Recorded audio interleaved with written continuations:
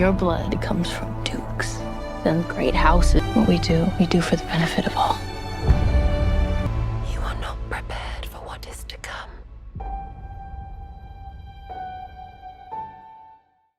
It's been 2 years since Denis Villeneuve's adaptation of Frank Herbert's sci-fi epic Dune was released. Now the much-awaited Dune Part 2 is arriving with a whole host of new characters and lots more story. Here's everything you need to know about the first Dune before you go to see Dune Part 2. Arrakis, the spice planet. The planet Arrakis is the only source of spice, a psychotropic substance and an essential component of interstellar travel, making it the most valuable substance in the universe. Arrakis used to be controlled by House Harkonnen, but was turned over to House Atreides by the Emperor. Arrakis is an inhospitable desert planet whose indigenous people are called the Fremen. Led by Javier Bardem's Stilgar, the Fremen naturally distrust the off-worlders who come only to plunder the natural resources of the planet. But the Fremen have a trick up their sleeves. House Atreides. House Atreides is ruled by Duke Leto Atreides, played by a very renowned actor Oscar Isaac, who is caught between a rock and a hard place when the Emperor commands him to take over Arrakis. Suspecting that the Emperor has an ulterior motive, he sends his trusted lieutenant Duncan Idaho, who's Jason Momoa, to Arrakis to forge an alliance with the Fremen. Leto fears for the safety of his family, his concubine Lady Jessica, and his son Paul, who is the main protagonist, Timothee Chalamet. His fears prove true when House Atreides is double-crossed on Arrakis. Most of his forces, including trusted advisor Gurney Halleck, are vanquished. Lady Jessica and Paul escape into the desert, but Leto dies in captivity. The Bene Gesserit, the voice. The Bene Gesserit is a powerful religious order and a political force. The Gesserit are a sisterhood who have trained for years to master superhuman powers and abilities that allow them to control other people using the voice. Lady Jessica is one of their acolytes and has been secretly training Paul on how to use the voice, but he is still a novice. Meanwhile, the Bene Gesserit have their own agenda with their leader, the Reverend Mother, making a secret deal with Baron Valdemar Harkonnen, a deliciously evil Stellan Skarsgård. Paul's visions or Muad'Dib. Young Paul has been seeing visions when he sleeps. He dreams of Arrakis and a mysterious Fremen girl. He confides in Jessica and Duncan about his visions, but is unable to understand anything more about them or whatever they mean. On Arrakis, exposure to the spice triggers even more intense visions. Paul sees the Fremen people chanting the name Muad'Dib at him, and thousands of them fighting a bloody holy war in his name. Paul understands that he is meant to be some kind of prophesied savior, a role he is reluctant to play. When he and Jessica are rescued in the desert by Stilgar's people, Paul meets Shani, Zendaya, the girl in his visions.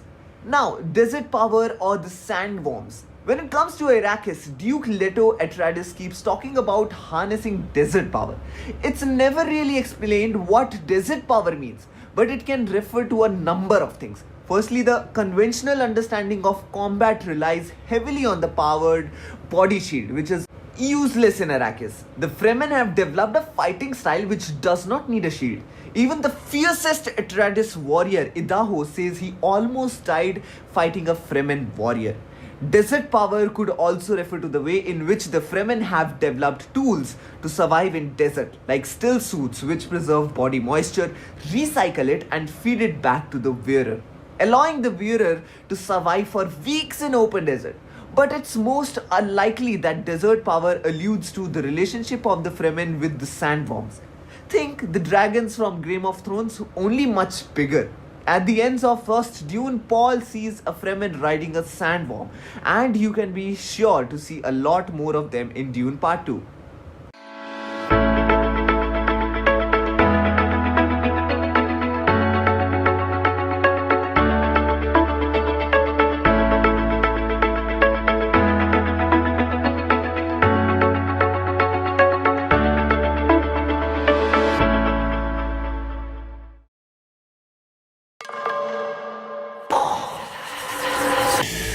It's okay.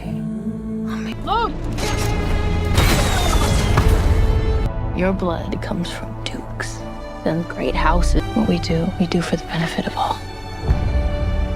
You are not prepared for what is to come. Well, it will be a sin for me, a movie fan, who will not pry on the box office collections. Now here is the Hollywood famous Dune Part 2 and we'll be predicting the first day collections. So, Dune Part 2, the sequel to its hit 2021 Dune Part 1 has been released in the theaters. The film starring Timothee Chalamet and Zendaya in the lead roles is targeting $80 to $90 million at the worldwide box office at 70 markets on its opening weekend, according to the guru of predictions, which is me. The Warner Bros., the studio behind the sci-fi film, has projected a $65 million start in the US. However, the publication states that the most box office predictors believe the film might make $90 million in its opening weekend. The film was originally slated for release last year, but it was delayed due to Hollywood strike. Even the revenue has been down to 18% from 2023, and that Dune Part 2 might have the biggest opening weekend since even Five Nights at Freddy's, which made $80 million. Might beat its predecessor Dune, which was released in 2021, made $41 million on its opening weekend and made $402 million worldwide. Back then, the film also streamed simultaneously on HBO Max. And to notice this part, that the Dune Part 2 is this weekend's only release in India as well as US, which means it gets more screens, especially in IMAX and Dolby formats. The film has been made on a budget of $190 million and might benefit from a purely theatrical release, unlike the first part of Dune.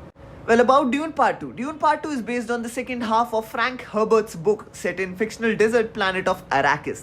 Timothée plays Paul Atreides, the exiled Duke of House Atreides. Zendaya plays Shani, a young Fremen warrior. Austin Butler, Florence Pugh, Christopher Walken, Rebecca Ferguson, Josh Brolin and Stellan Skarsgård also star in the film. The film recently had its premiere and received good reviews.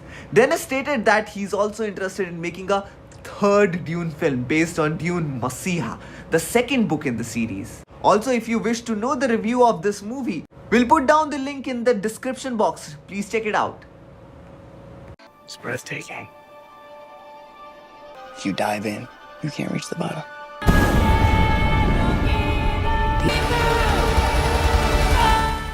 Well hello guys, Hollywood side से एक और बहुत बड़ी movie सामने आई है जिसका नाम है ड्यून पार्ट 2।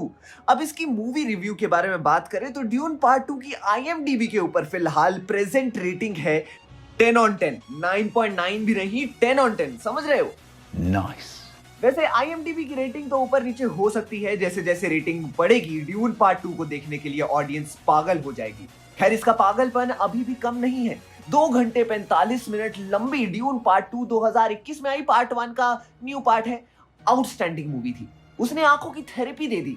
इतने आउटस्टैंडिंग विजुअल्स, कलर ग्रेडिंग देखने की आदत नहीं है, क्योंकि बॉलीवुड मूवीज अभी तक हॉलीवुड लेवल पर नहीं पहुंच पाई है। ऐसी मूवीज आती हैं तो ये समझ आता है कि अभी भी बॉलीवुड को बहुत मेहनत करने की जरूरत है।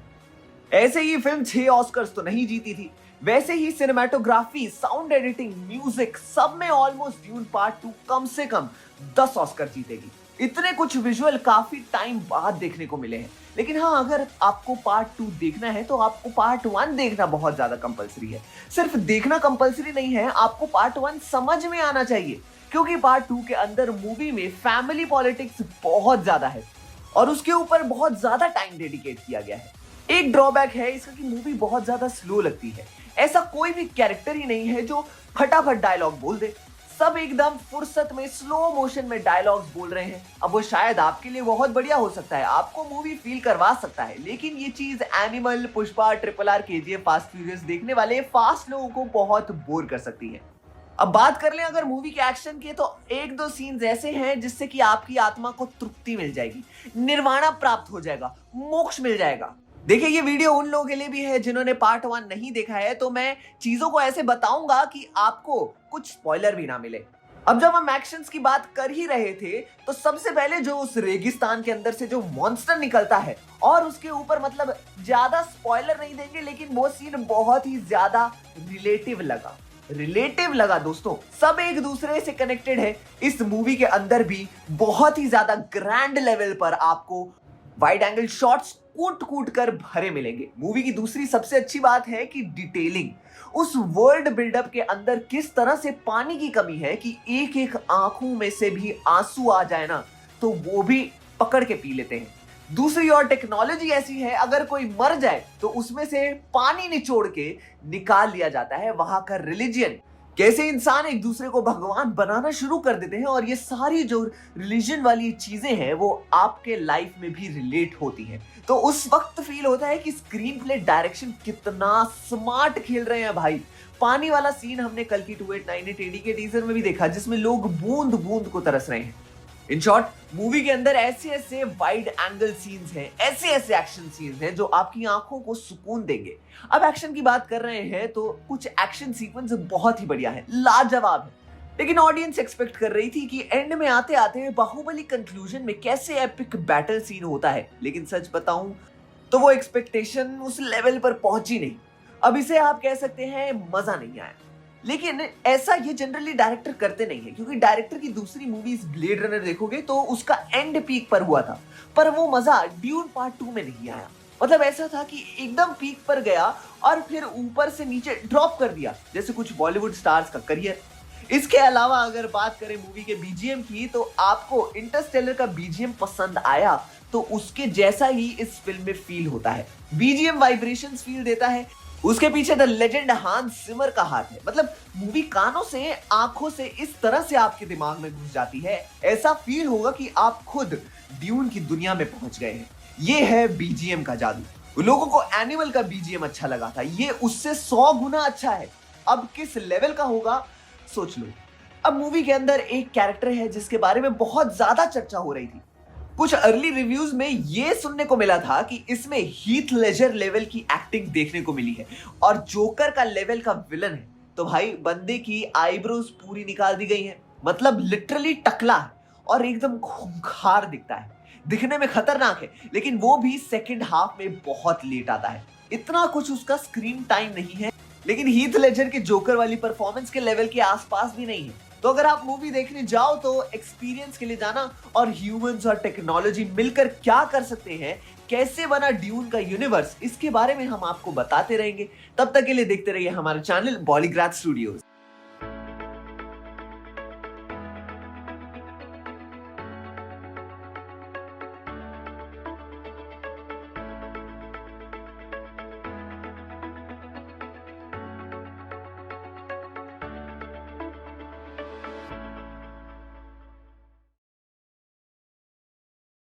With Dune Part 2 currently reigning over the theaters, here we have brought some untold truths of Dune.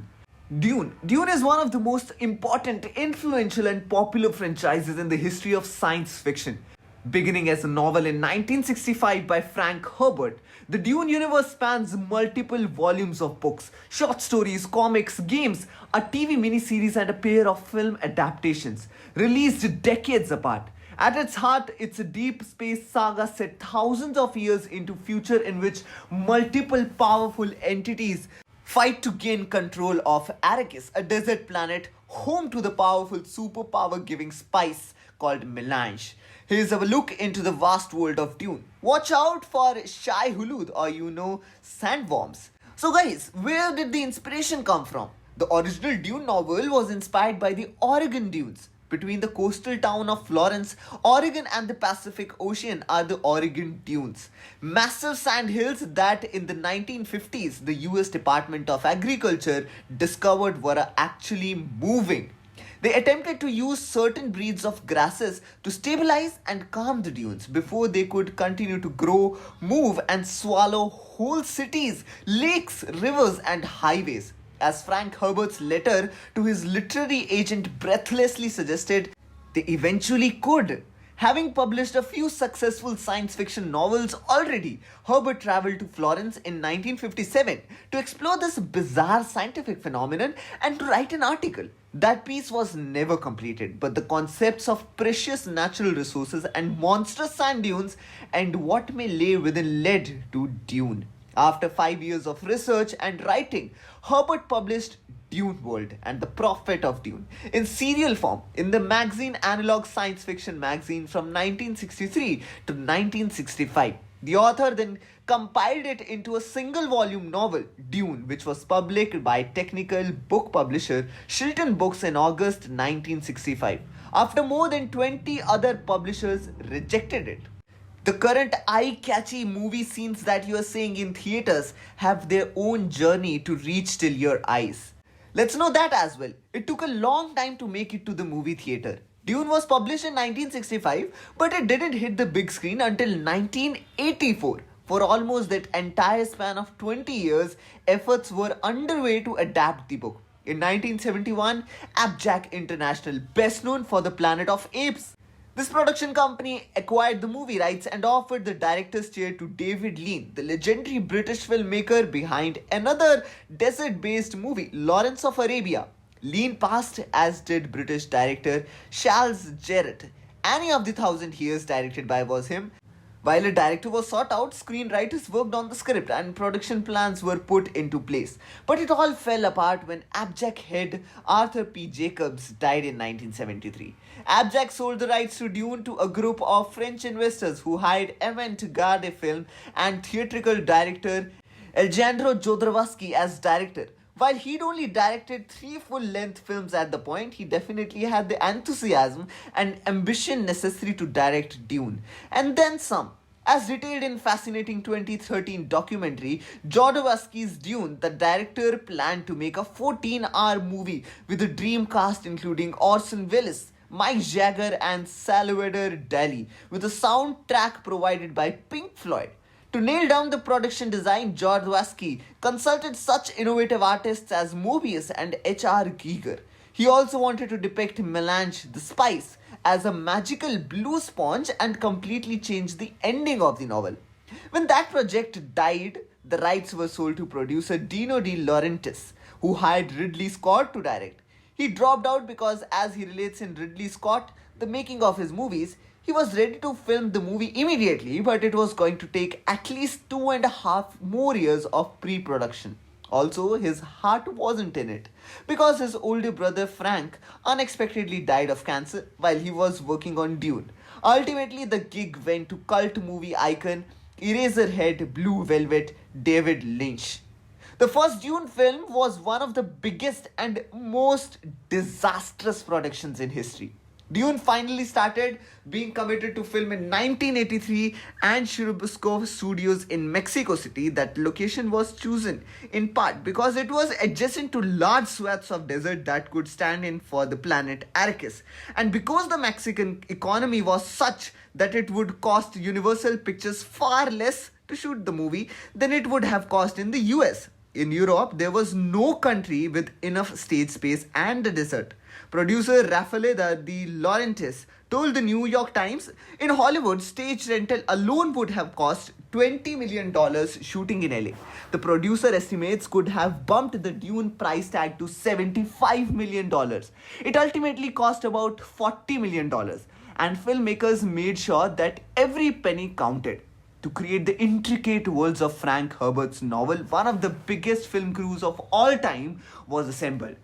900 workers toiled for months to build 70 sets on 8 sound stages. More than 200 people alone had to clean 3 square miles of desert, down on their hands and knees, no less of scorpions, snakes, and cactuses to replicate the lifeless surface of Arrakis. The cons of shooting remotely: the studios were infested by cockroaches, regular telephone outages, electricity so spotty that backup generators had to be ready to go at a moment's notice, and a food poisoning epidemic afflicted half the crew at one point. Filming at one location had to be suddenly moved when it was discovered that the ancient volcano bed was actually where locals dumped their dead beds. The 1984 Dune film was a disaster.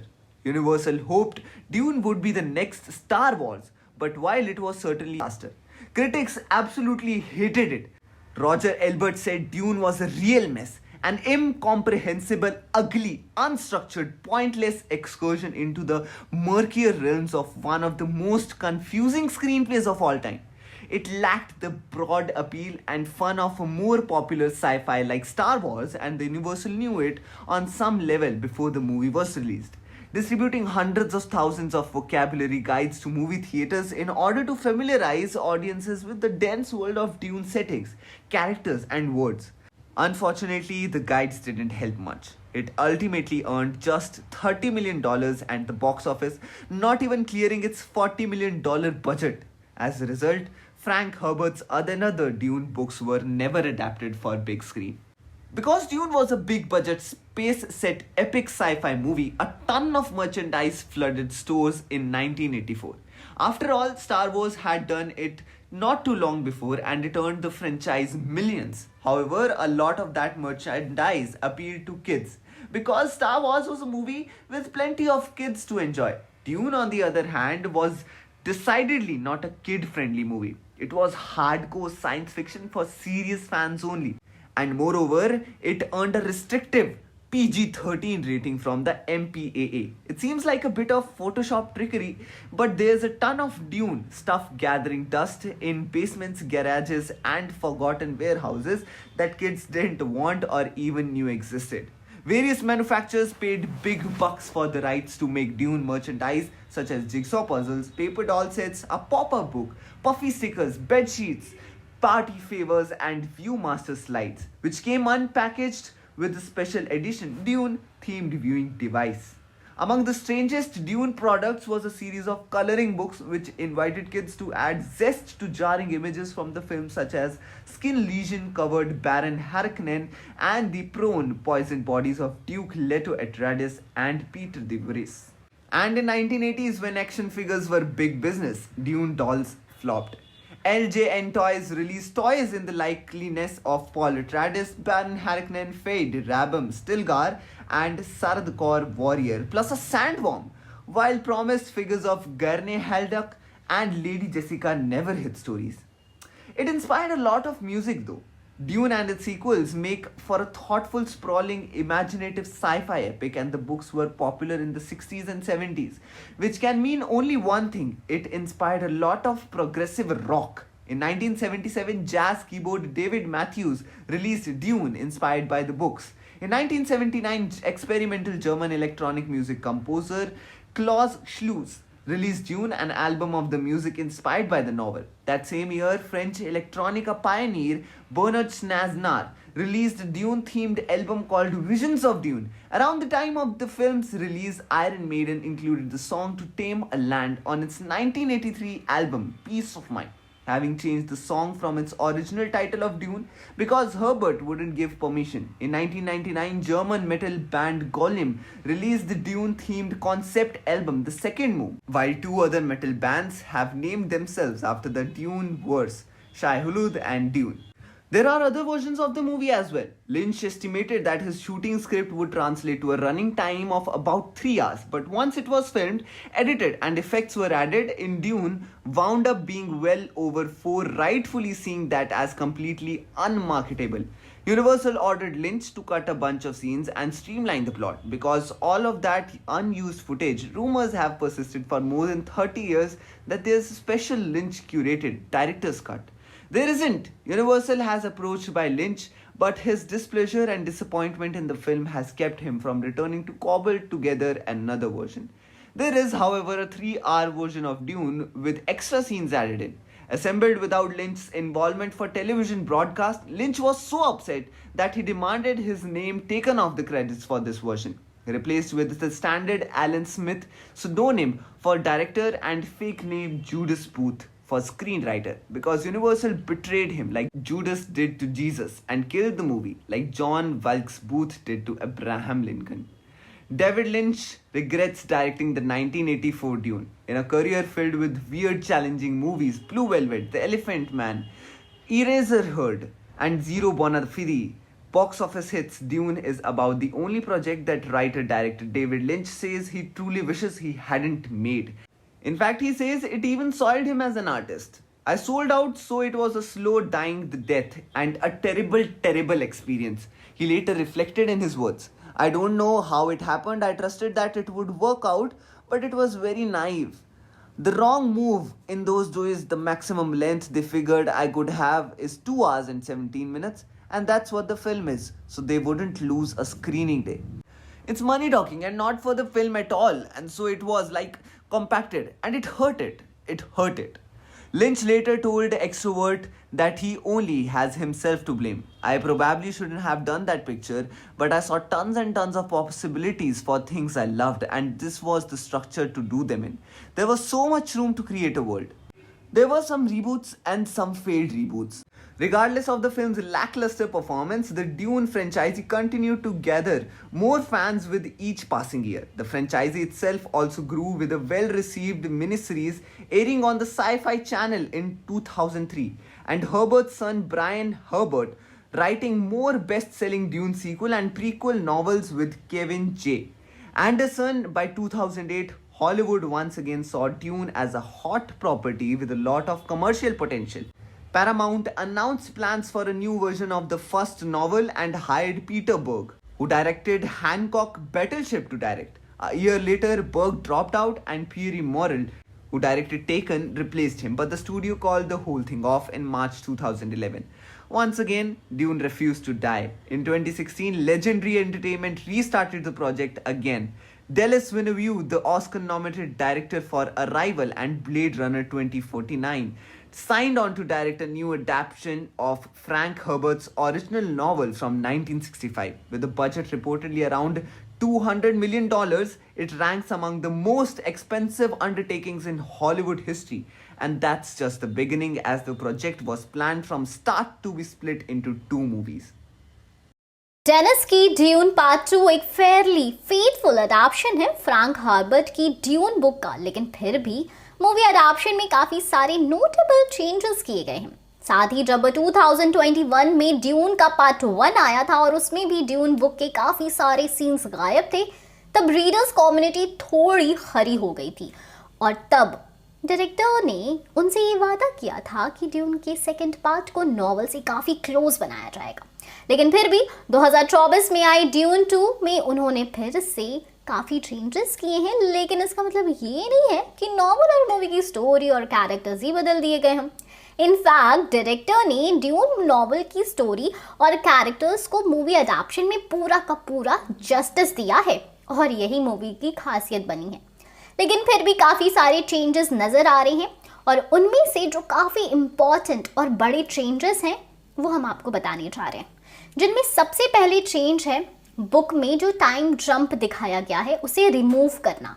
इसका मतलब ये है कि movie की timeline part 1 की ending के directly बाद से शुरू हो जाती है और सिर्फ कुछ ही मंथ्स का लीप आता है जिसमें जेसिका की प्रेगनेंसी की प्रोग्रेस दिखाई जाती है। तो वहीं फ्रैंक हर्बर्ट ने ड्यून नॉवल में पॉल के फ्रेमैन का पार्ट बनने के बाद 2 सालों का टाइम जंप दिखाया है। वैसे ही देखा जाए तो नॉवल में दिखाया गया ये टाइम जंप पॉल की प्रोग्रेस को स्लो कर देता है, लेकिन मूवी में इसका पूरा नरेशन एक स्पीड के साथ जाता है, इसलिए ये एक अच्छा चेंज माना जा सकता है। उसके बाद पॉल का ड्यून पार्ट 1 के एंड में ड्रामस को मारना पार्ट 2 को भी इफेक्ट करता है, लेकिन इस वजह से जो फॉल आउट हुआ और जिसे बुक में मेंशन किया गया था उसे मूवी में एक्सप्लोर ही नहीं किया गया है। बुक के हिसाब से पॉल ड्रामस की वाइफ और उसके बच्चों की जिम्मेदारी लेने के लिए रिस्पॉन्सिबल होता है और ड्रामस की वाइफ उसकी सर्वेंट बनती है और एक नए रिलेशनशिप की शुरुआत होती है। लेकिन ड्यून 2 मूवी में ड्रामस की वाइफ को कहीं भी मेंशन ही नहीं किया गया, और ऐसा कह सकते हैं कि मूवी ने फ्रेमैन कल्चर के इस पोर्शन को एक्सप्लोर ही नहीं किया है। इसके बाद एक और कैरेक्टर ड्यून 2 से मिसिंग है जिसका नॉवल में एक मेजर पार्ट है, और वो है काउंट फेंड्रिंग, जो हाउस कोरिनो का पार्ट है, जिसे एक असैसिन बनने के लिए ट्रेन किया गया है और जो एम्परर शदाम के एडवाइजर और क्लोज फ्रेंड है। लेकिन ड्यून 2 मूवी में उसकी वाइफ लेडी मार्गॉट फेंड्रिंग को इंक्लूड किया गया है, और ये एक बड़ा चेंज है कि क्योंकि बुक में एम्परर काउंट फेंड्रिंग को पॉल को मारने का ऑर्डर देता है, तो पॉसिबिलिटी है कि मूवी में ये काम लेडी मार्गॉट फेंड्रिंग को दिया जाए। साथ ही अब अगर ड्यून 2 में हुए सबसे बड़े चेंज की बात की जाए तो वो है आलिया का रोल, जिसे ड्यून 2 में नॉवल से काफ़ी अलग दिखाया गया है, जहां नॉवल में पॉल की सिस्टर आलिया 2 साल की छोटी बच्ची है जिसकी मेंटल कैपेसिटी एक एडल्ट से भी ज़्यादा है। उसे पूरी मूवी में जेसिका के वुम में ही दिखाया गया है, लेकिन इस रोल के लिए आन्या टेलर जॉय को कास्ट किया गया है, जिसका मतलब ये है कि आलिया एक छोटा सा रोल अभी भी मूवी में कर रही है, और वो अपनी माँ जेसिका से सबकॉन्शियसली बात कर रही है। अब इस चेंज को करने के पीछे की वजह के बारे में बात की जाए तो आलिया एक डिफ़िकल्ट कैरेक्टर है जिसे लाइव एक्शन मूवी में अडैप्ट करना काफ़ी मुश्किल हो सकता है, इसलिए ये चेंज ज़रूरी था। लेकिन इसका मतलब ये भी है कि ड्यून 2 में इस चेंज की वजह से कुछ और चेंजेस भी करने पड़ेंगे। इसके साथ ही पॉल और शैनी का रोमांस ड्यून 2 का एक मेजर पार्ट है, लेकिन मूवी में उनकी फर्स्ट चाइल्ड के डेवलपमेंट को नहीं दिखाया गया है। अब इसके पीछे की वजह की बात की जाए तो वो है ड्यून मूवी में दिखाई गई कॉम्प्रेस्ड टाइमलाइन, और डायरेक्टर डेनिस ने जिस तरह से शैनी के लिसान एल गैब प्रोफेसी पर पर्सपेक्टिव को बदला है वही है। लेकिन नॉवल में शैनी पॉल के फर्स्ट बेबी लेटो 2 को जन्म देती है और वो 1 साल 2 सालों तक रहते हैं, लेकिन जब फ्रेमैन पर हमला होता है तो इस ट्रेजेडी में पॉल का पहला बच्चा मर जाता है, और इस पूरे पार्ट को मूवी में मेंशन ही नहीं किया गया है।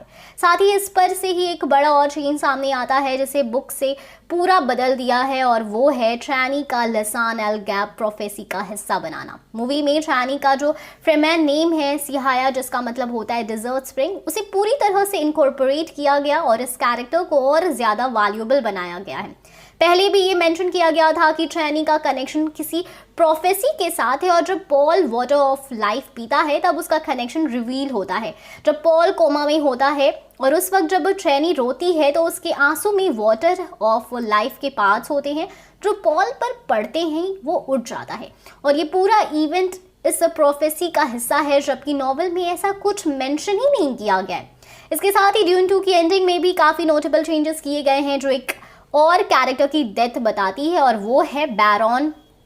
मूवी में पॉल अपने ग्रैंडफादर को हाउस हेरकॉनन और एम्परर के बीच हुई मीटिंग्स के बाद मार देता है, और ये हिस्सा नॉवल से काफ़ी अलग है क्योंकि बुक में आलिया बैरॉन हेरकॉनन को मारने के लिए रिस्पॉन्सिबल है, लेकिन मूवी में पॉल का अपने ग्रैंडफादर को मारना और उन्हें डेजर्ट में ही छोड़ देना एक डिसरिस्पेक्टफुल एक्ट की तरह बताया गया। खैर, अब आप बताओ आपने देखी मूवी की नहीं, हम फिर मिलेंगे, बाय बाय। जहाँ पे ड्यून के पहले पार्ट ने छोड़ा हमें क्लिफ हैंगर पर, और हमें ड्यूक पॉल यानी टिमोथी और उनकी माँ जेसिका यानी रेबेका की फ्यूचर की चिंता होने लगती है, और जब उनकी मुलाकात होती है फ्रीमैन लीडर यानी ज़ेवियर बारडम के साथ, और पॉल को शैनी यानी जेंदाया का भी अब सिर्फ भ्रम नहीं हो रहा है क्योंकि वो उसे फ्लैश एंड ब्लड में यानी एक ह्यूमन की तरह खड़ा देखता है। इसलिए जिसने भी ये प्रेडिक्ट किया था कि शैनी का कैरेक्टर सिर्फ पॉल की इमेजिनेशन नहीं बल्कि सच में एक इंसान है जो उसे फ्यूचर में बुला रही है, उनकी थ्योरी आज सही साबित हुई।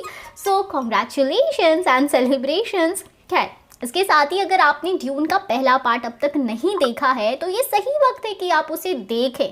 फिर जब आप दूसरे हिस्से को देखने के लिए सीट पर बैठेंगे और इस मूवी के VFX और CGI के साथ देखेंगे, तब आपको समझ आएगा कि ड्यून एक यंग मैन की कमिंग ऑफ एज स्टोरी है जिसकी पूरी लाइफ डस्ट में बदल जाती है, और फिर बेचारा जिससे प्यार करता है ये सोचकर कि उसकी पूरी ज़िंदगी बदल जाएगी, जो बदलती भी है लेकिन फूलों की जगह कांटे बिछे हुए होते हैं।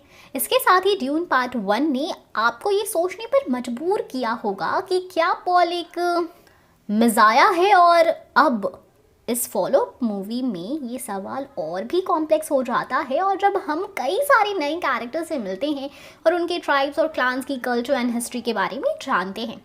इसके साथ ही तिमोथी और ज़ेंदाया के फैंस जिन्हें फर्स्ट पार्ट को लेकर ये लगता था कि उनके साथ चीटिंग हुई है, उनको एक बार शिकायत करने का मौका भी नहीं मिलेगा क्योंकि उनकी केमिस्ट्री ड्यून 2 की आज बैन और शान है। लिखे गए सीन्स और डायलॉग्स इतने रियल हैं कि एक भी पल के लिए एक भी चीज़ या नकली नहीं लगता है डायलॉग्स। इन दोनों के अलावा मूवी के 2 बड़े सितारे हैं, हैंस जेमर का म्यूजिक स्कोर और ग्रीक फ्रेजर की सिनेमेटोग्राफी, जो दोनों अगले साल ऑस्कर ले जाने के लिए लायक है। ड्यून 2 के वाइड शॉट्स और क्लोजअप इतनी इंस्पायरिंग है कि आपको वो उसी दुनिया में ले जाते हैं और स्टोरी इतनी इमोशनल है कि कोई भी सख्त बंदा पिघल जाएगा। साथ ही हम ये कह सकते हैं कि ड्यून 2 टिमोथी और ज़ेंदाया के फैंस के लिए वही खुशी लाने वाला है जो पीटर जैक्सन ने Lord of the rings trilogy के साथ लाया था। साथ ही जो लोग ये कहते हैं कि एक सीक्वल और फॉलो अप वाली फिल्में काफ़ी रिस्की होती हैं और अक्सर स्टूडियोज़ को लॉसेस सहने पड़ते हैं, उनके लिए ड्यून पार्ट 2 एक बड़ा एग्जाम्पल सेट करती है, जो अपने लगभग 2 और आधे घंटे के रन टाइम के बावजूद ये साबित करता है कि कभी कभी बड़ा होना भी बेहतर हो सकता है। इसके साथ ही जब ड्यून पार्ट 1 साल 2021 में आई थी, तब किसी ने प्रेडिक्ट नहीं किया होगा कि साल 2024 आने तक फैंस इसके पार्ट 2 का इतना बेसब्री से इंतजार करने वाले हैं। ऐसा कहा जा सकता है कि ड्यून एक कल्ट फेवरेट मूवी बन चुकी है, जो एक सही मूड के लिए बनाई गई है और इसकी स्टोरी, म्यूजिक, कैरेक्टर्स, विजुअल्स हमें इस डेजर्ट लैडन फिल्म में अलादीन की मैजिक कार्पेट में बिठाकर ड्यून के एडवेंचर भरी दुनिया में ले जाती है। इसके साथ ही इस मूवी की कास्ट में भी ग्लोबल सुपरस्टार ज़ेंदाया, टिमोथी और जोश ब्रोलिन के नाम शामिल हैं और यहाँ तक कि ग्रीक गॉड मेन जेन वाले टिमोथी की वर्ल्ड वाइड फैन फॉलोइंग काफ़ी ज़्यादा है और साथ ही उनकी हाल ही में आई विली वोंका भी काफ़ी सक्सेसफुल रही और ज़ेंदाया तो जब से नीता अंबानी की इंडियन मेट गाला में आई तब से हम इंडियंस का दिल जीत ही चुकी हैं। खैर बाबा तो आपने देखी है मूवी की नहीं, हम फिर मिलेंगे, bye bye. Film Dune part 1 ये साल 2021 में रिलीज हुई एक साइंस फिक्शन मूवी है। ये movie star war, game of thrones, कई एलियन फ्रेंचाइजी या हॉलीवुड की कई सारी फिल्मों को इंस्पायर भी कर चुकी है। इससे हम मूवी का पोटेंशियल भी समझ सकते हैं। तो ये कहानी है ड्यून नाम के एक रेगिस्तानी प्लैनेट की। ये तकरीबन 8000 साल बाद की फ्यूचर की कहानी है, जहां प्लैनेट्स पर राजघराने राज करते हैं, जहां एक एम्पायर है जो 3 हाउसेस पर नजर रखता है। उसमें से अराकिस एक पावरफुल हाउस है, जहां स्पाइस जैसा एक सब्सटेंस होता है, सिंपल भाषा में एक मसाला, जिसकी वजह से एक इंसान सुपर पावरफुल बन सकता है और उसकी आंखें नीली हो जाती हैं। पर अगर इसका ज़्यादा इस्तेमाल हो तो वो इंसान एडिक्ट भी बन सकता है, जैसे एक ड्रग एडिक्ट होता है। वैसे एक फ्यूल की तरह भी इसे इस्तेमाल किया जाता है। जैसे धरती पर हमें डीजल, पेट्रोल की ज़रूरत होती है, वैसे एक प्लैनेट से दूसरे प्लैनेट पर जाने के लिए इसकी बहुत ही ज़्यादा ज़रूरत होती है। वैसे ये movie American writer Frank Herbert की 1965 में लिखी गई एक नॉवल पर बेस्ड मूवी है, जिसका नाम भी ड्यून ही है। और इस बुक के फर्स्ट हाफ पर मूवी का पहला पार्ट बना तो सेकंड हाफ पर सेकंड पार्ट बना। इस मूवी में पॉल नाम का एक यंग बॉय है, जिसका परिवार अराकिस प्लैनेट का मैनेजमेंट एक्सेप्ट करता है। अराकिस इनएक्सेसिबल और एक रेगिस्तानी बंजर जमीन है, जहां मिलने वाला स्पाइस मेंटल एबिलिटीज को बढ़ाता है। स्पाइस स्पेस नेविगेशन के लिए भी ज़रूरी है, ये देखते हुए कि स्पाइस सिर्फ अराकिस पर प्रोड्यूस होता है। प्लैनेट पर कंट्रोल खतरनाक लेकिन डिजायरेबल होता है। तो इसमें साइंस फिक्शन एलिमेंट के साथ साथ पॉलिटिक्स भी मौजूद है। वैसे जिस बुक पर ये फिल्म बेस्ड है उसमें और इस मूवी में कुछ डिफरेंसेस ज़रूर है। बुक में कई सारी फिक्शनल थीम्स, कल्चर, टेक्नोलॉजी को लेकर बातें की गई, जो कि स्क्रीन पर विजुअलाइज करना थोड़ा चैलेंजिंग होता है। इस मूवी के डायरेक्टर डेनिस की ड्यून पार्ट 1 फैमिली को उनके होम प्लैनेट कैलेडन से अराकिस तक ले जाती है और वायलेंस और विश्वासघात से भागने के बाद पॉल और जेसिका को फ्री मैन के साथ अभयारण्य खोज के साथ एंड होता है। और जबकि कुछ कैरेक्टर्स गायब है, स्पेशली फेयड रोथा, षड्यंत्रकारी बैरन हरकोनेन का भतीजा और उत्तराधिकारी। प्लॉट में मिनिमम चेंजेस है, पर small more intense interesting plot points और कहानी के ह्यूज एपिक स्केल दोनों पर फोकस करते हैं। वैसे नोवेल में हर्बर्ट हमें एक कैरेक्टर से दूसरे कैरेक्टर की ओर ले जाते हैं। हम देखते हैं कि वे कौन है, वो किससे प्यार करते हैं और किससे नफरत करते हैं और क्या चीज़ उन्हें प्रभावित करती है। पर मूवी में विद ह्यूज कास्ट और इतनी बड़ी कहानी के साथ ये समझ में आता है कि कैरेक्टर्स के बीच रिलेशनशिप की डेप्थ, साथ ही इंडिविजुअल कैरेक्टर डेवलपमेंट शायद उतनी एक्सटेंसिव नहीं हो सकती जितनी उस नॉवल में है। हर्बर्ट के ड्यून से डायरेक्टर के बड़े चेंजेस में से एक पॉल का स्पाइस के प्रति एक्सपोजर है, जबकि नॉवल के पॉल को स्पाइस के कांटेक्ट में आने और अपने विचर और अपनी पावर्स पर इसके इफेक्ट का एक्सपीरियंस करने में ज्यादा टाइम लगता है। पर मूवी के पॉल को लगभग तुरंत ही हाइपर सेंसिटिव दिखाया गया है। एक रेस्क्यू ऑपरेशन के दौरान वो हैलुसिनेशन का शिकार हो जाता है और बाद में टेंट की हवा में मसाले से प्रभावित होता है। ये बदलाव असल में बड़े पर्दे के लिए बहुत मायने रखता है। मूवी में हमें Bene Gesserit, Thufir Hawat, Gurney Halleck, Piter de, Shadout, Mapes, doctor Yueh और स्टिगलर की सिर्फ ग्लिम्स यानी झलक मिलती है, जो सभी ड्यून के प्लॉट के लिए ज़रूरी है। बहुत ज़्यादा डेवलप्ड है नॉवल में। जेसन मोमोआ के डंकन इदाहो को ज़्यादा स्क्रीन टाइम मिलता है, जबकि जेंदाया की चाइनी प्राइमरी ड्रीमी विजन में दिखाई जाती है और वॉइस ओवर नरेशन में वर्ल्ड बिल्डिंग या पॉलिटिकल कॉन्टेक्स्ट के डिफरेंट इंपॉर्टेंट पीसेस को समझती है। ड्यून 2। अब बात करते हैं ड्यून के सेकंड पार्ट की, जो रिलीज हो चुका है 1 मार्च 2024 को। और फ्रैंक हर्बर्ट के नॉवल को मूवी के डायरेक्टर ने इस बार भी अच्छी तरह से डिस्क्राइब करने की कोशिश की है। डायरेक्टर ने एक बार फिर नॉवल के सेकंड हाफ को बारीकी से प्रेजेंट करने का काम तो किया है, पर ड्यून 2 ने एक से ज्यादा ओकेजन्स पर नॉवल को बदल दिया है। मतलब कुछ बदलाव है इस मूवी में, चाहे वो कहानी से पूरे कैरेक्टर का मिसिंग होना हो या कहानी के बाकी डिटेल्स में डिफरेंसेस हो। अब मूवी ड्यून 2 में ड्यून टाइमलाइन बदल जाती है, क्योंकि डेनिस की अगली कड़ी किताब में होने वाली टाइम जंप को हटा देती है। ये मूवी ड्यून के खत्म होने के इवेंट्स के ठीक बाद की है और जेसिका की प्रेगनेंसी कैसे आगे बढ़ती है इस पर डिपेंड करते हुए मूवी के दौरान केवल कुछ महीने ही गुजरते हैं। ये नॉवल से डिफरेंट है, क्योंकि पॉल के फ्रीमैन का हिस्सा बनने के तुरंत बाद फ्रैंक ने 2 साल बाद टाइम जंप इम्प्लीमेंट किया था। ये डिफरेंट रिलेशनशिप्स को डेवलप होने के अलाउ करता है और पॉल के पावर में आने की स्पीड को स्लो कर देता है। ड्यून 2 टाइम जंप को हटाकर पूरी स्टोरी को स्पीड देता है।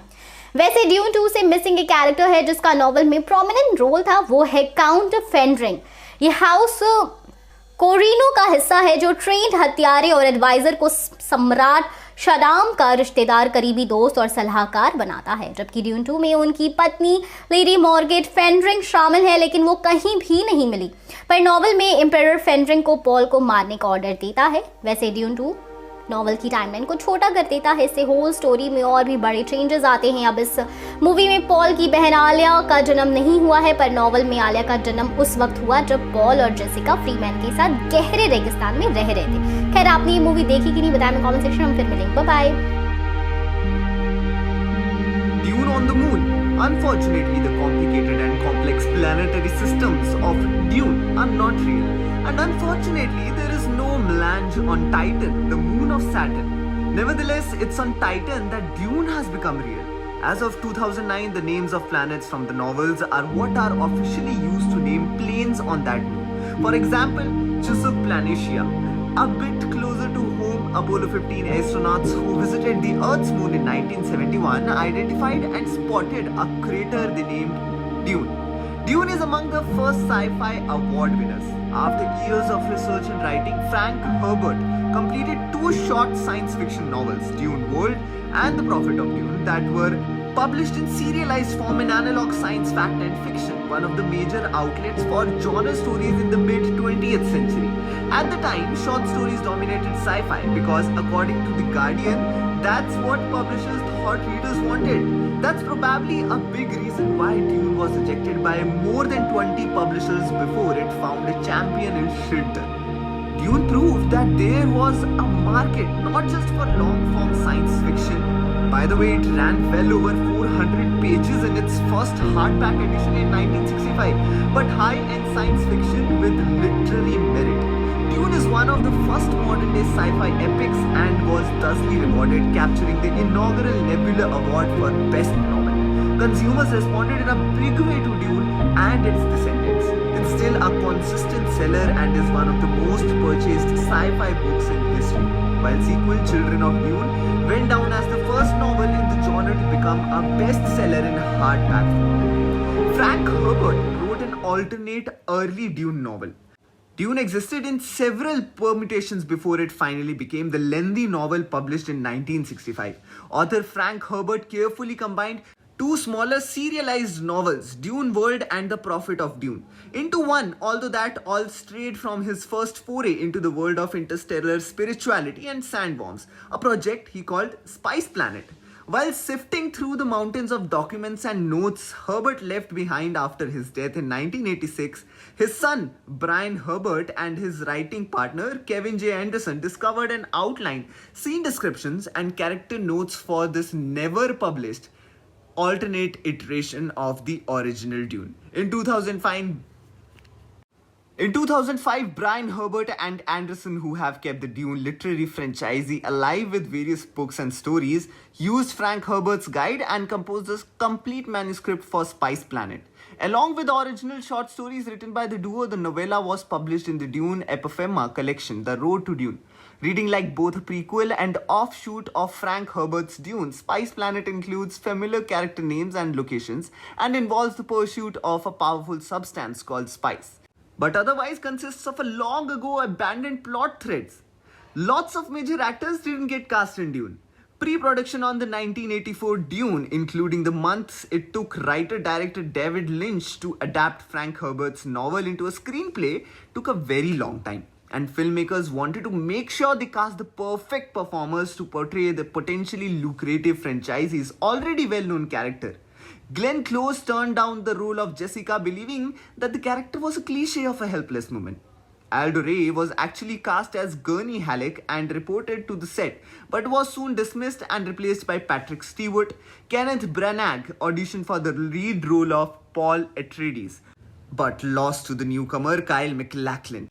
His future partner, Helena Bonham Carter, was also nearly a part of the Dune cast. She'd landed the role of Princess Irulan, but due to a scheduling conflict on A Room with a View, she had to quit the sci-fi epic, leaving the door open for Virginia Madsen to take over.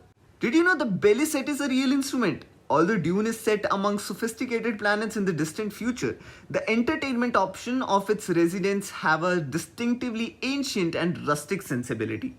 Gurney Halleck is a major figure in the life of Paul Atreides, a warrior, teacher and ally who loved to perform old minstrel-style ballads to entertain guests and associates, all while accompanying himself on a long 9-stringed instrument called the bellyset.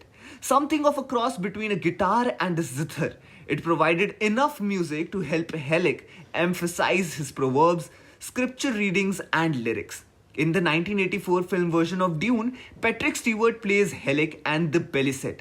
It was mentioned by the name in Frank Herbert's original Dune novel, but filmmakers took a real, although obscure, earth instrument and painted it gold. The bellyset is actually a Chapman stick, a fretboard-based, elaborately strung, strummable wooden instrument invented by a musician Emmett Chapman. In 1985, Chapman released Parallel Galaxy, an album of Chapman's sick compositions which includes Backyard, heard in the Dune movie, with Stewart miming playing to Chapman's recording.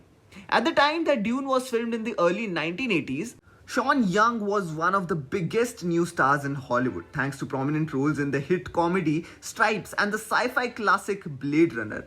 She signed on to play Shani Kynes, a Fremen warrior in Dune, but she nearly missed out on the role.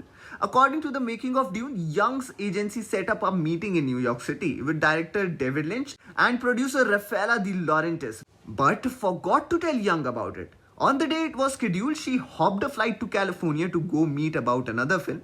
Meanwhile, Lynch and De Laurentiis missed their flight to the West Coast because they had been waiting around for No-Show Young.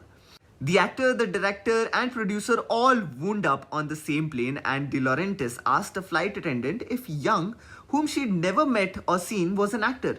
She is, the worker reportedly said. Her name is Sean Young. De Laurentiis confronted Young, telling her that the agency said she refused the audition, which simply wasn't true. The trio cleared the air over drinks. I sit with her and David and we all started drinking champagne, De Laurentiis recalled. By the time we arrived in LA, we were roaring drunk. Young got the part, of course. Jürgen Prochnow was gravely injured on the set of Dune.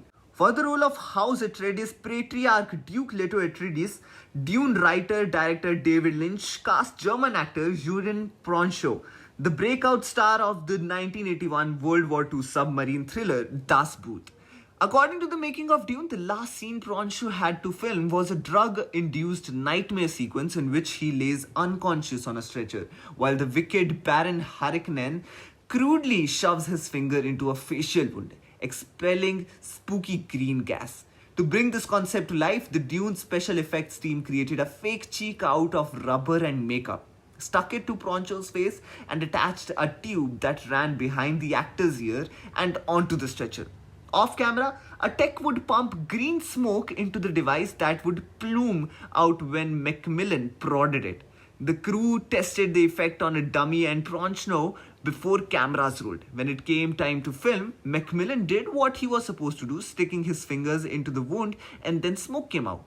Something had gone wrong. However, because Francho ran off the set clutching his face, an investigation revealed that the device had malfunctioned, it hadn't been properly sealed, and hot smoke from a test had built up inside the fake cheek before Macmillan tore it open, resulting in near molten goo spilling onto Francho's face. He suffered first and second degree burns in the accident. David Lynch's Dune was supposed to be a trilogy. Dune was obviously supposed to be a franchise starter, a new blockbuster series to rival other sci-fi brands like Star Wars and Star Trek. Its success was so assured that before the film's theatrical release in 1984, star Kyle MacLachlan signed a contract to appear in 4 more films in the Dune cinematic universe, even though his character Paul Atreides only figured into 3 more Dune source novels. Virginia Madsen, who landed the small role of Princess Irulan, told the Kevin Pollak chat show that she'd signed a deal to reprise the role in 2 more films. They thought they were gonna make Star Wars for grown-ups, she said, and it didn't work out that way. When Dune was greeted with critical shrugs and less than huge numbers at the box office, a $30 million total run against a $40 million budget, plans for more movies were cancelled. Dune screenwriter-director David Lynch was already deep into the screenplay for the next movie in the series based on Frank Herbert's Dune Messiah, which was subsequently abandoned. Could the new Dune be the new Star Wars? Virginia Madsen, part of the cast of the 1984 film adaptation of Dune, claimed in an interview that filmmakers had attempted to make Star Wars for grown-ups. That's the exact same approach that director-writer Denis Villeneuve took when he set out to bring Dune to the screen again, more than the 3 decades after that ill-fated attempt. The ambition is to do the Star Wars movie I never saw, Villeneuve told Fandom. In a way, it's Star Wars for adults. Well, the interesting part is that Dune leans heavily on an older, obscure history text. Frank Herbert was chiefly inspired by the sand dunes of the Oregon coast, but according to the Los Angeles reviews of books, he also ran with elements laid out in a now obscure book published in 1960 called The Sabres of Paradise. Written by Leslie Blanch, an English author best known for travel writing and romance novels. It's a dense and epic exploration of the life of Imam Shamil, who united under the Islam faith previously opposed groups in the North Caucasus regions of Asia, and who led a 2 decades long resistance movement against imperialist Russian forces in the mid-19th century. Blanche peppers the work with words from Chekhovsa, a Caucasian language, and a few examples show up in Dune. Cankly, a term meaning blood feud, appears in Herbert's novels with the same definition, and Kinjal, a common weapon, is the name of a popular knife among the elite in Dune. When protagonist Paul Atreides takes up with the desert tribe whose ways are similar to that of Caucasus warrior groups, he resides at Siege Tabor. Both words mean camp in the language of Russian forces on the other side. Herbert even took a whole line from the Sabres of Paradise. A fight trainer tells Paul Atreides to use style in his sword play as killing with the tip lacks artistry.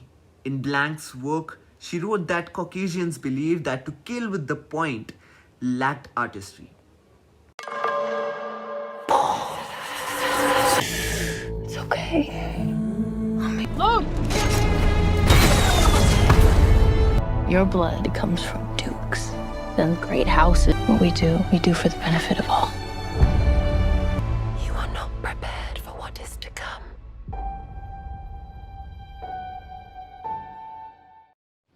अगर आपने dune part 1 देखी होगी तो उसमें आपको बेने गेसरिट के role के बारे में जरूर पता होगा, जिसमें बेने गेसरिट की 1000 साल तक चली स्कीम का फल जो मेल सेवियर फिगर क्विजैड हैडेराज को ब्रीड करना था वो पॉल के रूप में उन्हें मिलता है।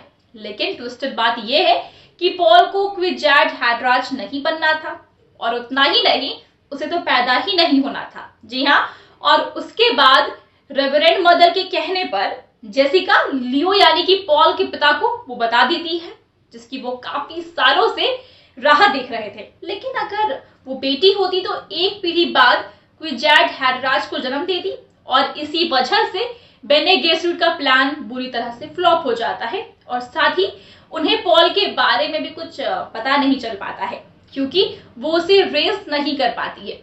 लेकिन फिर भी ये सिनिस्टर लोग कभी कभी अपने बनाए गए मेसिहा के जीवन में हस्तक्षेप करने लगते हैं, खास करके उनके सेल्फ कंट्रोल को साबित करने के लिए गोम जब्बर का प्रयोग किया जाता है, और इसी से रेवरेंड मदर बैरन हरकोनेन भी इंप्रेस हो जाती है और पॉल और जेसिका की जान बचाने के लिए हाउस एड्राइस पर अपने अटैक से पहले उन्हें जाने देती है। लेकिन फिर भी पॉल उन पर हमला कर देता है।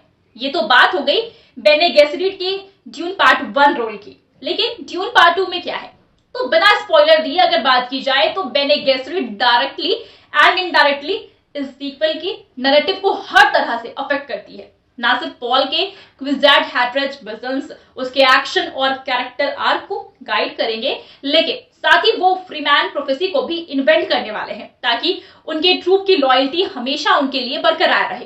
साथ ही बेने गेसरिट प्रीवियसली अनसीन स्टूडेंट लेडी मार्गॉट फेनरिंग को पॉल की नई नेमेसिस और ब्रीडिंग प्रोग्राम सब्जेक्ट फे रॉथा हरकोनेन पर नजर रखने के लिए भी भेजने वाली है। इसके साथ ही हम क्रेडिट से पहले रेवरेंड मदर को भी स्पॉटलाइट देते हुए देखते हैं। ड्यून 2 में प्रिंसेस इरुलान कोरिनो का किरदार भी ना बहुत इंपॉर्टेंट है, जिसे प्ले किया है फ्लोरेंस पुग ने, जो कि एम्परर शदाम 4 कोरिनो की बेटी है। उसे बेने गेसरिट के लिए बहुत ही अच्छे तरीके से ट्रेन किया गया है। और अगर नॉवेल की बात की जाए तो वो रीडर्स को हिस्टोरिकल बैकग्राउंड और ऑफर्स पर्सपेक्टिव नैरेट करती है, जो एक छोटा किरदार है। लेकिन अगर इस किरदार को प्ले करने के लिए फ्लोरेंस पुग को कास्ट किया गया है तो फिर वो किरदार छोटा तो नहीं हो सकता है।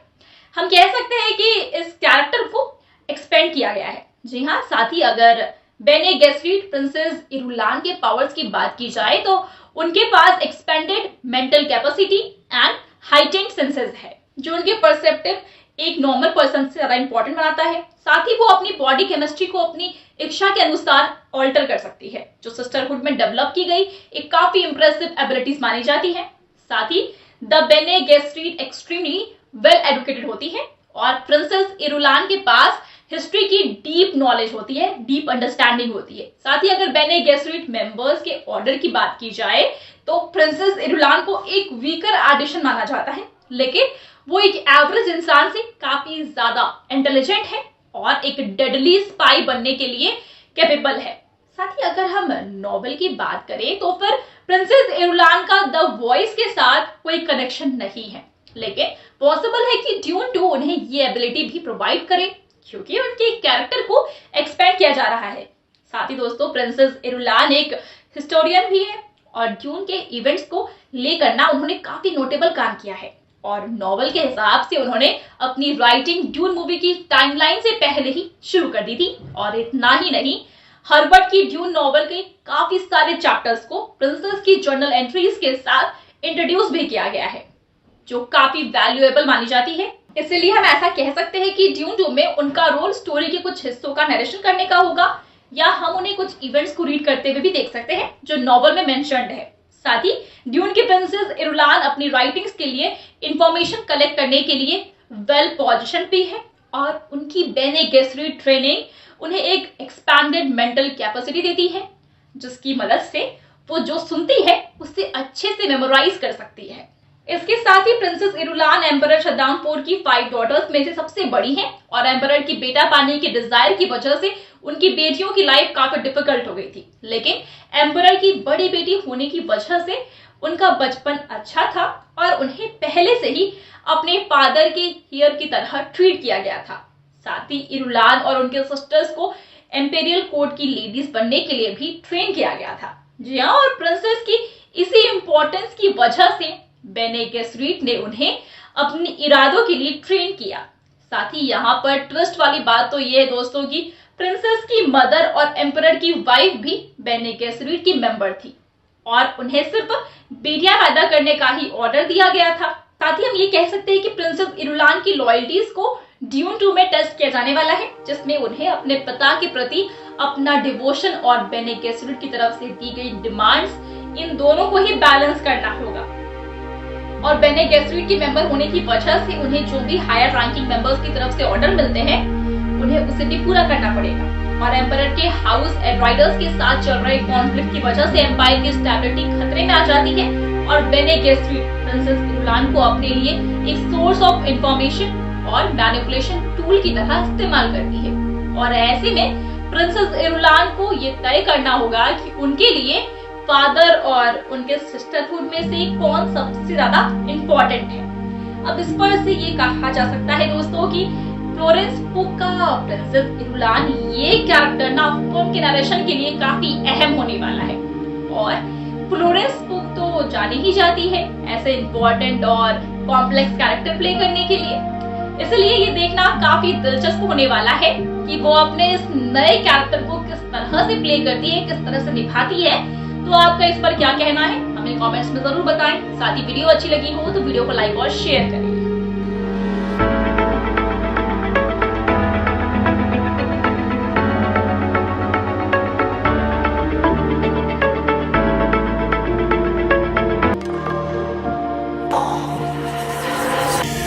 It's okay.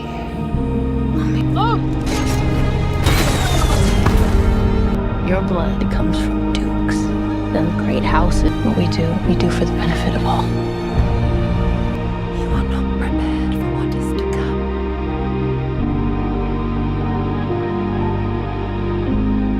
तो दोस्तों ड्यून पार्ट 2 आ चुकी है, लेकिन आपको एक कैरेक्टर की कमी महसूस होने वाली है। लेकिन चिंता मत कीजिए, ये कैरेक्टर मिसिंग क्यों है इसका एक्सप्लेनेशन खुद डायरेक्टर डेनिस विलेन्यूवे ने दे दिया है। जैसा कि हम सभी जानते हैं ड्यून पार्ट 2 साल 2021 में आई फिल्म ड्यून का सीक्वल है, जो फ्रैंक हर्बर्ट की साल 1965 की सेम नेम नॉवेल का मूवी अडैप्टेशन है। उसमें टिमोथी चालमेट पॉल एड्राइडर्स का किरदार प्ले कर रहे हैं, जो फ्रीमैन लोगों की डेजर्ट पावर का इस्तेमाल करके हाउस हरकोनेन के खिलाफ वॉर कर रहा है।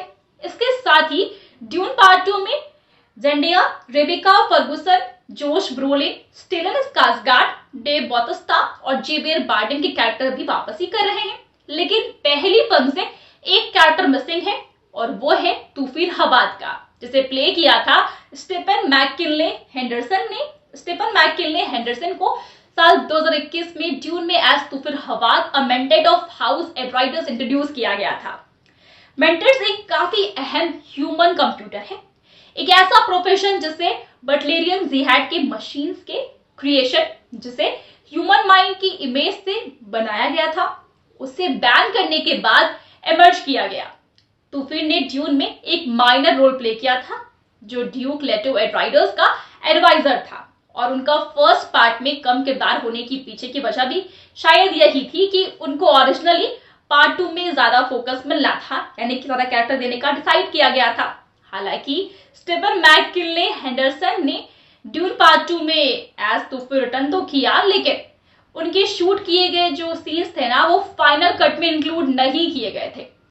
और इस बारे में बात करते वक्त डायरेक्टर विलेन्यूवे ने बताया कि ड्यून पार्ट 2 में लेडी जेसिका गयूस हेलेन मोहियम का रिटर्न होने वाला है और फिल्म का मेन फोकस बेने गेस्सेरिट पर रहने वाला है। और इसलिए उन्होंने बेने गेस्सेरिट कैरेक्टर्स जैसे कि प्रिंसेस इरुलान, जिन्हें प्ले कर रही हैं फ्लोरेंस पुग, जो एम्परर की डॉटर है, और साथ ही लेडी मार्गोट, जिसे प्ले किया है लिया सैडॉक्स ने, जो एम्परर की क्लोज फ्रेंड है, उन्हें भी इंट्रोड्यूस किया गया है।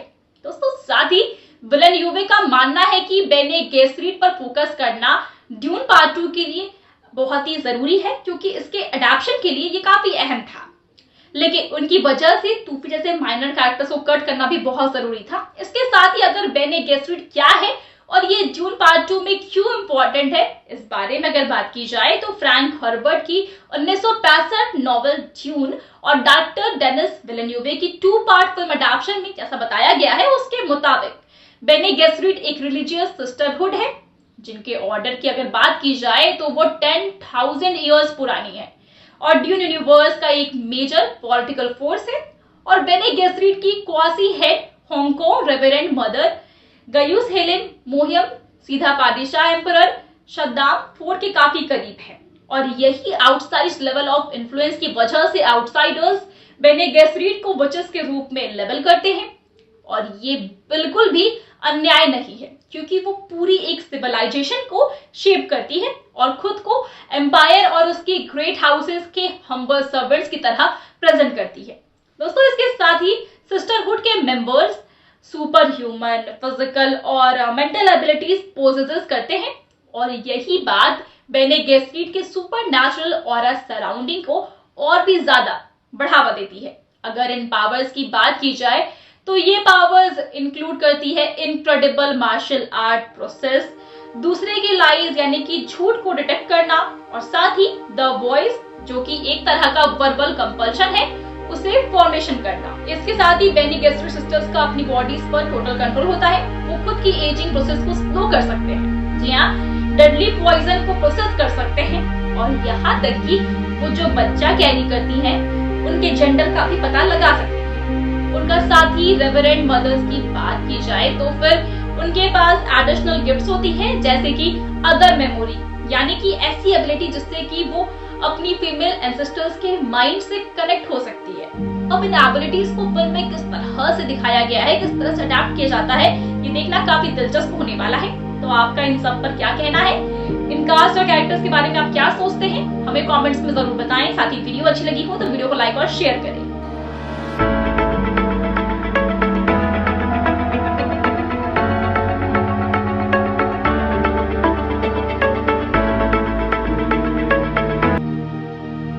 Some movies aren't just movies, but they take you on some different planet for sure. But isn't it weird that we as audience dig in deep every aspect of it as if it's our own personal story, man? And welcome to Hollywood, where stars aren't just on the red carpet. They are scattered across the vast expanse of the cosmos. I mean, from Interstellar that made you travel across galaxies, weaving this cosmic tapestry of love, sacrifice and the very fabric of reality itself, to Oppenheimer that eventually delves into the shadows of history where morality blurs and the line between triumph and tragedy is drawn in blood and fire. We now have something really interesting your way. We're talking about one more banger on the story of science's Dune Part 2. And before you ask me if it's important to go through the Part 1 released in 2019, you are absolutely right, my friend. Both of the films are 120% connected to each other. But don't worry, what am I doing here? Obviously to help you know about every bit now.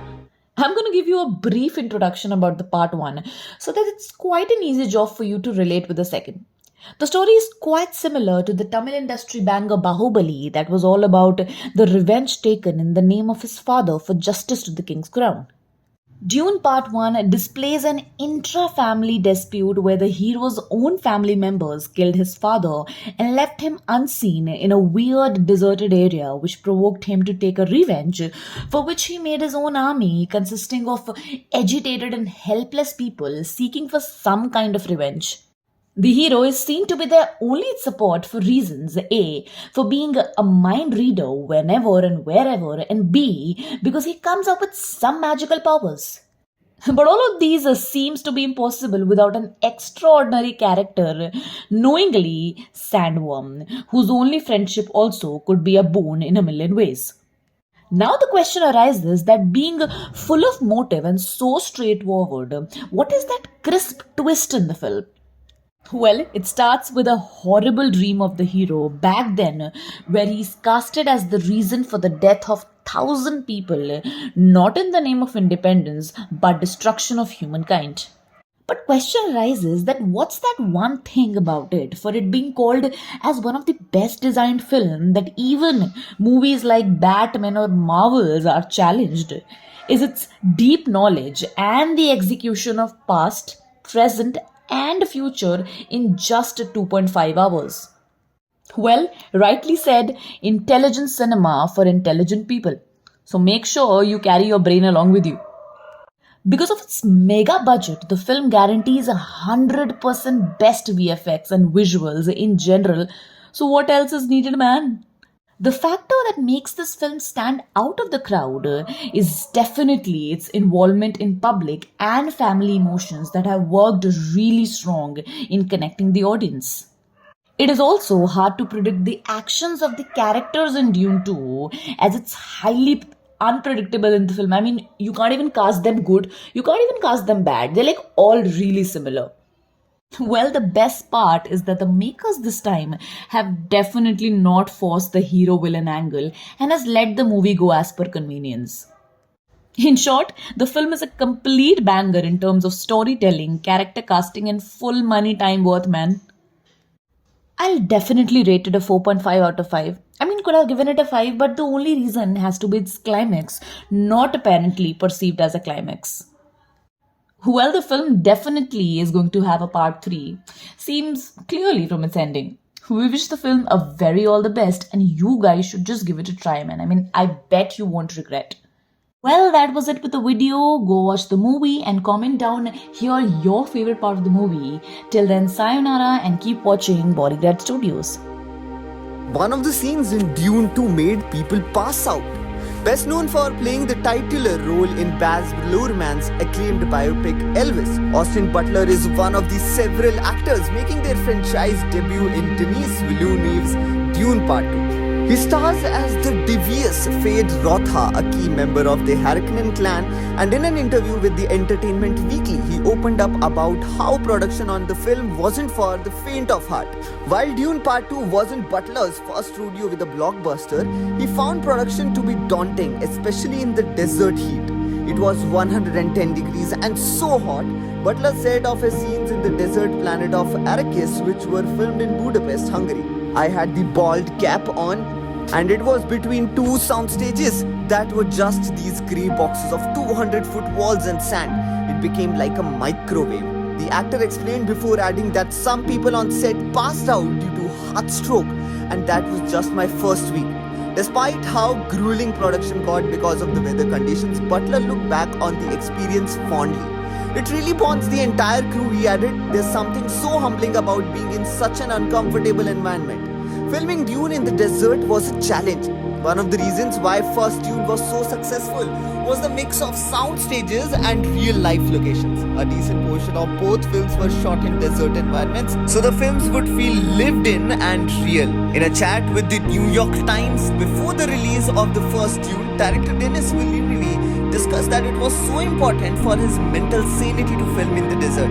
You cannot do that with green screens, he said. It's not possible. Not for me. Maybe some people can, but not me. Filming in the desert has its fair share of challenges as highlighted by Austin Butler. However, the actor was only brought on board for Dune Part 2. This wasn't the case for Timothee Chalamet, who has been with Dune since the start of the film. While speaking with Stephen Colbert to promote the first picture, Chalamet talked about how filming would happen at specific times so the cast and crew could beat the desert heat. It would get so hot during the day that sometimes you had to shoot between 5 a.m. and 7 a.m. and 5 p.m. and 7 p.m. He said, adding that the suits used by the characters to traverse through the desert were ironically bulky and sweaty, making filming particularly challenging. As eager as Villeneuve was to film in the desert, he was also happy to have gotten a break between productions. Both movies were made in a very harsh conditions and it's very physically taxing. So to have a break in between them was a blessing, the director told Entertainment Weekly. Why the desert is so important for Denis Villeneuve? Denis Villeneuve is a perfectionist, which is why it's not surprising that Quebec-born filmmaker was interested in authenticity every step of the way. Seeing as Arrakis is at heart of Frank Herbert's Dune franchise, Villeneuve tried his darndest not to half-ass one of his favorite sci-fi novels, while the first Dune spends a considerable time on Arrakis. It's Dune 2 that shows the diversity of the planet, taking viewers to the treacherous southern regions of the sand planet. Finding the right vibe for certain scenes was difficult, as no two sand dunes are alike. While speaking with Empire, Villeneuve opened up about the collaborative process between himself, cinematographer Greg Fraser, and production designer Patrice Vermette to find the right filming locations for the sequel. For my scene, I'll want a particular shape dune, but Greg Fraser, on the other hand, will need that same shape to be in a specific light. Villeneuve told the outlet, so Patrice spent weeks and weeks casting sand dunes in the desert. We looked like madmen for the crew of Dune characters. Villeneuve is no doubt a visionary, a creative who is ready to take the desert and put his cast and crew through arduous conditions purely for the sake of our entertainment. The director's philosophy largely stems from his love for the source material, which he's been obsessed with since his youth. In a chat with The Atlantic, Villeneuve candidly stated that the first Dune was made for himself, saying, "Everything you receive is there because I love it."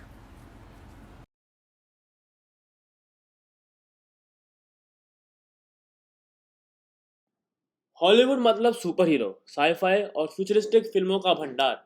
और ऐसे में एक futuristic film 2021 में release हुई थी जिसका नाम है ड्यून, और उसका सेकंड पार्ट 2024 में रिलीज हो चुका है। वैसे बहुत लोग ये सोचते हैं कि इस फिल्म को स्टार वॉर और गेम ऑफ थ्रोन जैसी फिल्मों ने इंस्पायर किया है, पर ऐसा नहीं है। हाँ, डेफिनेटली कुछ सिमिलरिटीज तो हैं, पर वो भी इसलिए क्योंकि ड्यून से ही इन फिल्मों ने इंस्पिरेशन ली है। ये तो कुछ नया है। आगे चलते हैं कि कैसे इंस्पिरेशन ली गई है।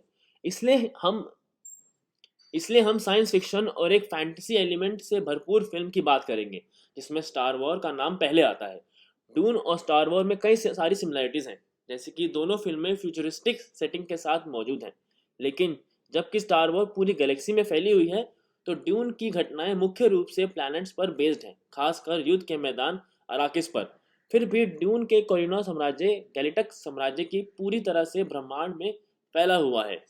Next is star Wars universe के सबसे पहचानने योग्य एस्पेक्ट्स में आर्टिफिशियल इंटेलिजेंस सबसे पहले आता है, लेकिन ड्यून की फ्यूचरिस्टिक दुनिया बिल्कुल अपोजिट है।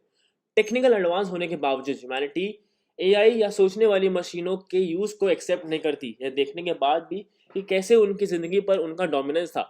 आखिर में बटलियन जिहाद में भी सभी मशीनों को डिस्ट्रॉय कर दिया गया और उनके किसी प्रोडक्शन को पूरे यूनिवर्स में बैन भी कर दिया गया।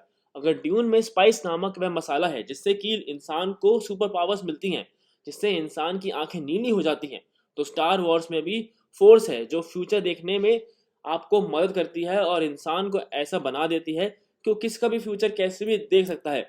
उससे इंसान के अंदर की स्ट्रेंथ और पावर दोनों बढ़ जाती हैं। वैसे हम सभी स्टार वॉर्स के प्रोटैगनिस्ट ल्यूक स्काईवॉकर को टाटूइन के युवा किसान लड़के के रूप में जानते हैं, जो बड़ा होकर साम्राज्य से लड़ेगा और जेडी बनेगा। लेकिन ड्यून का प्रोटैगनिस्ट पॉल हाउस एट्राइड्स का उत्तराधिकारी है और अराकिस ग्रह पर कंट्रोल के लिए हाउस हार्कोनिन और कोरिना साम्राज्य के खिलाफ युद्ध में शामिल है। ल्यूक और पॉल अपनी अपनी सरकार को उखाड़ फेंकेंगे और एंड में एक न्यू वर्ल्ड को स्थापित करने में मदद करेंगे, जिससे उनके कारनामे असल में पौराणिक बन जाएंगे। तो दोनों फिल्में के जो प्रोटैगनिस्ट हैं कुछ नया और एडवेंचर करने के रास्ते पर हमें दिखाई देते हैं, तो यहाँ कैरेक्टर के मामले में भी ये सबसे ज़्यादा इंस्पिरेशनल है।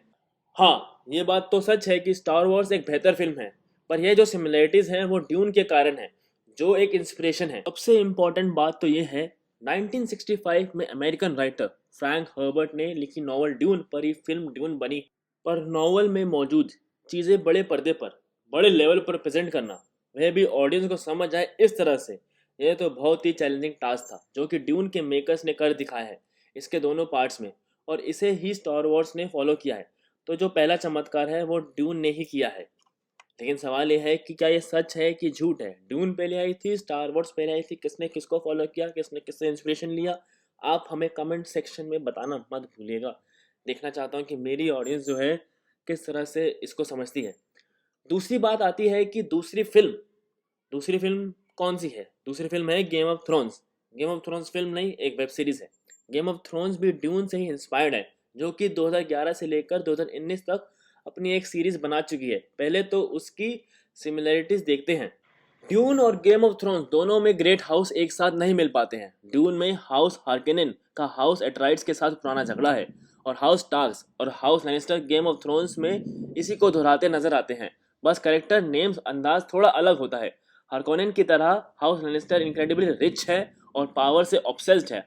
हार्कोनेन्स और लैनिस्टर की भी आगे बढ़ने के लिए गंदी राजनीतिक का षड्यंत्र रचते हैं, जैसे महाभारत में मामाश्री ने रचा था, जो हाउस एट्राइड्स और सम्मान जुनूनी हाउस टास्क के सामने उड़ती हुई दिखाई देती है। दोनों कहानियों में हाउस आखिर वॉर में बदल जाता है। हाउस लैनिस्टर और हाउस हार्कोनेन की वजह से विश्वासघात होता है, जो लगभग हाउस एट्राइड्स और हाउस टास्क के डाउनफॉल का कारण भी बनता है। ये मुझे लगता है कि सारे के सारे इंस्पिरेशन कहीं और से नहीं, महाभारत से जा रही है। आपको क्या लगता है? आप भी बताइए हमें। वैसे गेम ऑफ थ्रोन्स में कई कैरेक्टर्स ड्यून से इंस्पायर्ड लगते हैं। फ्री वॉक वाइल्ड लाइफ तो फ्रीमैन की तरह है। दोनों ग्रुप्स में तो एक युवा मसीहा जैसे फिगर को अपनाते हुए ड्यून में पॉल और गेम ऑफ थ्रोन्स में जॉन स्नो उन्हें अपने तरीकों से सिखाते हैं और लीडरशिप के लिए तैयार करते हैं। पॉल और जॉन स्नो खुद हद तक एक दूसरे की कहानी को मिरर करते हैं। ग्रुप के मेंबर्स एक साथ रोमांटिक रिश्ते बनाते हैं। ड्यून में पॉल को चानी यानी कि एक्टर जेंडिया और गेम ऑफ थ्रोन्स में जॉन स्नो का या ग्रीट यानी कि एक्ट्रेस रोज लेस्ली के साथ एक लव रिलेशन है। बता दें कि इनका लव रिलेशन आधा चलता है, आधा झगड़ने में चला जाता है। बाकी थोड़ा सा स्पॉइलर हो गया, अब कैसे झगड़ते हैं वो कि मूवी और वेब सीरीज देखने पर चलेगा। वैसे गेम ऑफ थ्रोन्स का कैरेक्टर आर.एस. स्टार्क यानी कि एक्ट्रेस मैसी विलियम्स, यह कैरेक्टर जिसका हाफ ब्रदर जॉन स्नो होता है, हाफ ब्रदर माने कि सौतेला भाई, ऐसा लगता है कि यह ड्यून के पॉल की छोटी बहन आलिया एट्राइड से इंस्पिरेशन लेती है।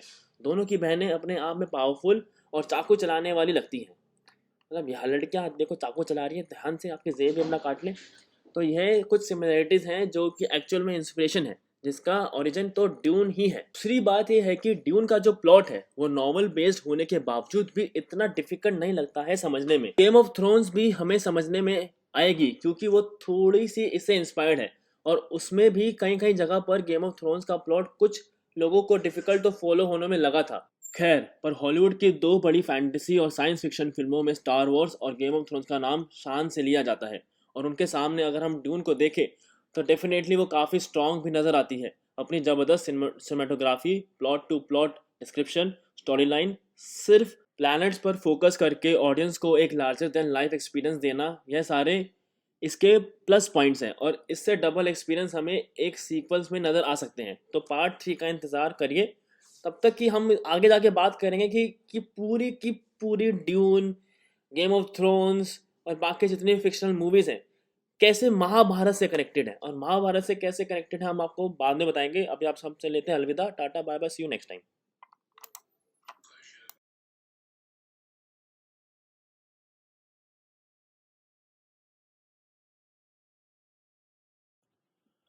फिल्म ड्यून पार्ट 1 यह साल 2021 में रिलीज हुई एक साइंस फिक्शन फिल्म है। यह film star war, game of thrones, कई एलियन फ्रेंचाइजी या हॉलीवुड की सारी फिल्मों को इंस्पायर भी कर चुकी है। इससे हम फिल्म का पोटेंशियल भी समझ सकते हैं।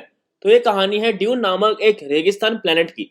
यह तकरीबन 8000 साल बाद की फ्यूचर की कहानी है, जहाँ प्लैनेट्स पर राजघराने राज करते थे, जहाँ एक एम्परर है जो 3 हाउसेस पर नजर रखता है। उसमें से है आर्कारिस, सबसे पावरफुल हाउस, जहाँ स्पाइस जैसा एक सब्सटेंस होता है, सिंपल भाषा में एक मसाला, जिसकी वजह से एक इंसान सुपर पावरफुल बन सकता है और उसकी आंखें नीली हो जाती हैं। पर अगर इसका ज्यादा इस्तेमाल हो तो वो इंसान एडिक्ट भी बन सकता है, जैसे एक ड्रग एडिक्ट। वैसे ये एक फ्यूल की तरह भी इस्तेमाल होता है, जैसे धरती पर हम डीजल, पेट्रोल, सीएनजी की मदद से वाहन चलाते हैं, वैसे ही इसी प्लेनेट पर दूसरे प्लेनेट तक जाने के लिए इसकी बहुत जरूरत पड़ती है। वैसे ये film American writer Frank Herbert की 1965 में लिखी गई एक नॉवल पर बेस्ड है, जिसका नाम भी ड्यून ही है।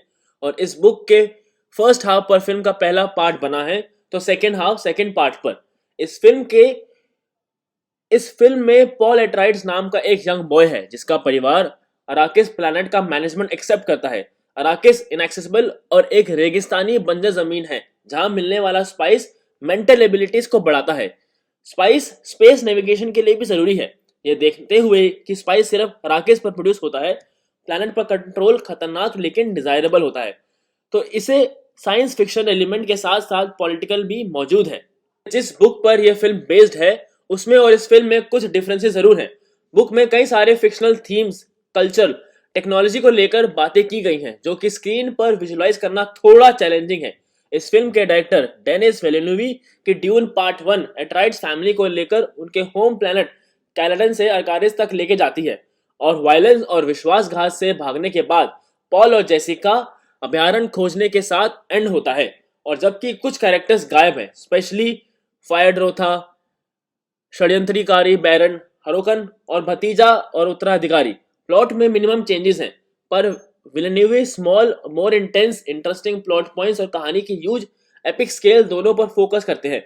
वैसे नोवेल में हर्बर्ट में कैरेक्टर के दूसरे कैरेक्टर की ओर ले जाते हैं। हम देखते हैं कि वे कौन है, वो किससे प्यार करते हैं, किससे नफरत करते हैं और क्या चीज उन्हें प्रभावित करती है। यह फिल्म विद ह्यूज कास्ट और इतनी बड़ी कहानी के साथ है कि समझ आता है कि कैरेक्टर्स के बीच रिलेशनशिप की डेप्थ, साथ ही इंडिविजुअल कैरेक्टर डेवलपमेंट शायद उतना एक्सटेंसिवली एक्सप्लेन नहीं किया गया है या नहीं दिखाया गया है जितना कि नॉवल में दिखाया गया है। हर्बर्ट के ड्यून से विलेन्यूवे के बड़े चेंजेस में से एक पॉल का स्पाइस के प्रति एक्सपोजर है, जबकि नोवेल के पॉल को स्पाइस के कांटेक्ट में आने पर अपने विजन और अपनी पावर्स पर उसके इफेक्ट्स का एक्सपीरियंस करने से ज्यादा टाइम लगता है। पर फिल्म के पॉल को लगभग तुरंत ही हाइपर सेंसिटिव दिखाया गया है। एक रेस्क्यू ऑपरेशन के दौरान वह हेलुसिनेशन का शिकार हो जाता है और बाद में टेंट की हवा के मसाले से प्रभावित होता है। यह बदलाव असल में बड़े पर्दे के लिए बहुत मायने रखते हैं। नोवेल के बेसिस के बिना किसी की रिएक्शन देखे बिना स्पाइस के इंपॉर्टेंस और पावर को बताना डिफिकल्ट है। फिल्म में हमें Bene Gesserit, Thufir Hawat, Gurney Halleck, Piter de Vries, Shadout Mapes, doctor Yueh और स्टीलर गर्ल के सिर्फ ग्लिम्सेस यानी कि झलक मिलती हैं, जो सभी ड्यून के प्लॉट के लिए जरूरी हैं और बहुत ज्यादा डेवलप्ड है नॉवल में। जैसे मोमोआ के डंकन हेडवा को ज्यादा स्क्रीन टाइम मिलता है, जबकि जेंडाया की चानी प्राइमरी ड्रीमी विजन में दिखाई जाती है और वॉइस ओवर नरेशन में वर्ल्ड बिल्डिंग या पॉलिटिकल कॉन्टेक्स्ट के डिफरेंट इंपॉर्टेंट स्पीसीज को समझाती है। अब बात करते हैं ड्यून के सेकंड पार्ट की, जो रिलीज हो चुका है 1 मार्च 2024 को। और फ्रैंक हर्बर्ट के नोवेल को फिल्म के डायरेक्टर ने इस बार भी अच्छी तरह से डिस्क्राइब करने की कोशिश की है।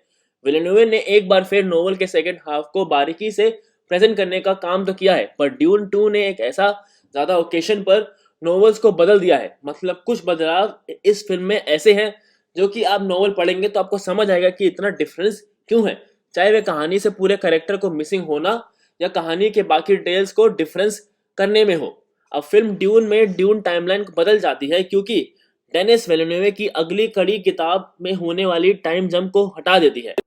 यह फिल्म ड्यून के खत्म होने के इवेंट्स के ठीक बाद की है और जेसिका की प्रेगनेंसी कैसे आगे बढ़ती है इस पर डिपेंड करते हुए फिल्म के दौरान केवल कुछ महीने ही गुजरते हैं। यह नोवेल से डिफरेंट है क्योंकि पॉल के फ्रीमैन का हिस्सा बनने के तुरंत बाद फ्रैंक हर्बर्ट ने 2 साल का टाइम जंप इंप्लीमेंट किया था। यह रिलेशनशिप डिफरेंटली डेवलप कैसे होते हैं उसको अलाउ करती है और पॉल के पावर के आने को स्पीड को स्लो कर देती है। ड्यून 2 टाइम जंप को हटाकर पूरी स्पीड में बढ़ाती है आगे की स्टोरी को। वैसे ड्यून 2 से मिसिंग है एक कैरेक्टर जिसका नोवेल में प्रोमिनेंट रोल था, वह है काउंट फेनरिंग। वह हाउस कोरिनो का हिस्सा है जो ट्रेन हत्यारे और एडवाइजर को सम्राट शादाम का रिश्तेदार, करीब दोस्त और सलाहकार बनाता है। जबकि ड्यून 2 में उनकी पत्नी लेडी मार्गरेट फेनरिंग शामिल है, लेकिन वह कहीं नहीं मिले, पर नोवेल में एम्परर फेनरिंग का पोल को मारने का ऑर्डर देता है।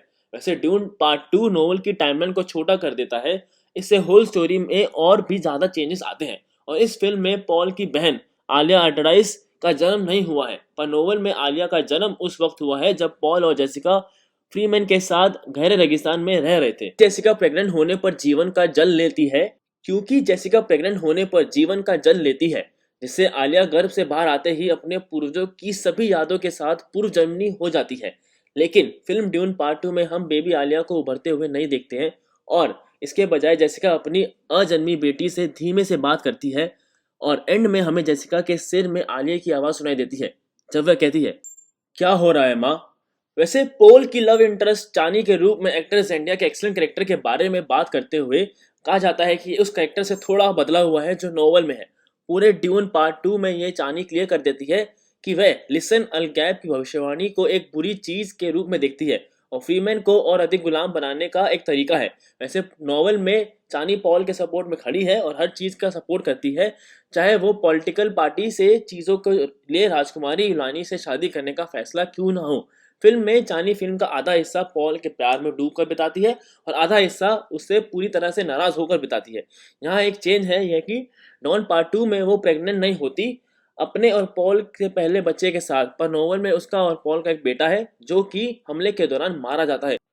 तो भैया चेंजेस तो हैं, नोवेल और फिल्म में थोड़ा बहुत नहीं बहुत ज्यादा अंतर है। वैसे फर्स्ट और सेकंड पार्ट के बाद अब हो सकता है कि ड्यून ट्रायोलॉजी भी बन सकती है और स्लोली ड्यून यूनिवर्स भी हो सकता है। क्या पता डायरेक्टर्स और मेकर्स के दिमाग में क्या चल रहा है, लेकिन दोनों पार्ट बहुत ही धांसू हैं। जिसने पहला पार्ट नहीं देखा वो पहला पार्ट देखे, फिर दूसरा पार्ट देखने के लिए थिएटर में जाए।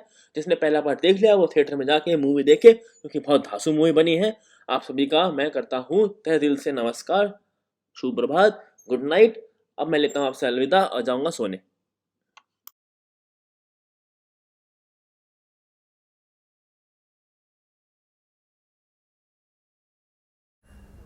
Cult of Personality.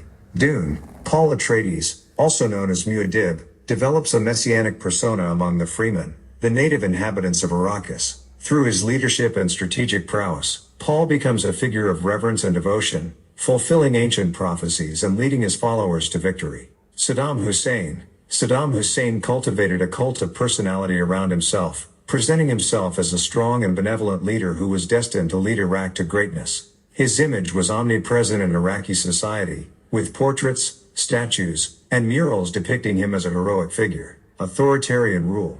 Dune. The world of Dune is characterized by feudalism, with noble houses vying for control under the overarching authority of the Padishah Emperor.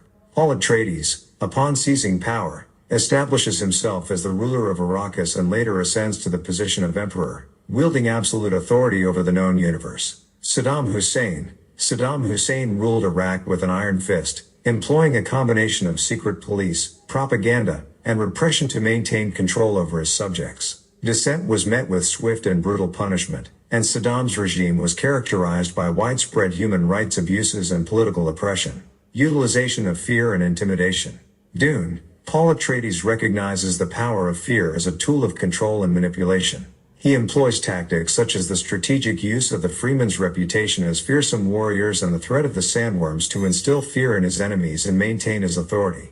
Saddam Hussein's regime was infamous for its use of fear and intimidation to suppress dissent and maintain control. His secret police, the Mukhabarat, operated with impunity, using torture, extrajudicial killings, and mass executions to quash opposition.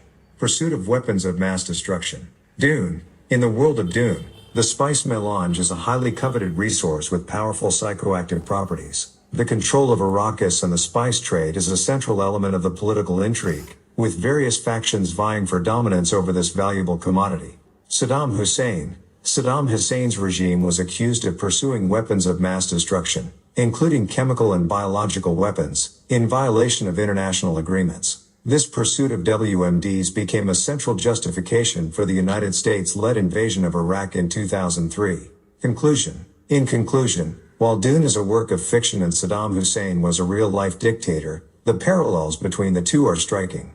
Both narratives explore themes of power, ambition, and the consequences of unchecked authority. By examining the similarities between Dune and Saddam Hussein, we gain a deeper understanding of the complexities of leadership, politics, and human nature.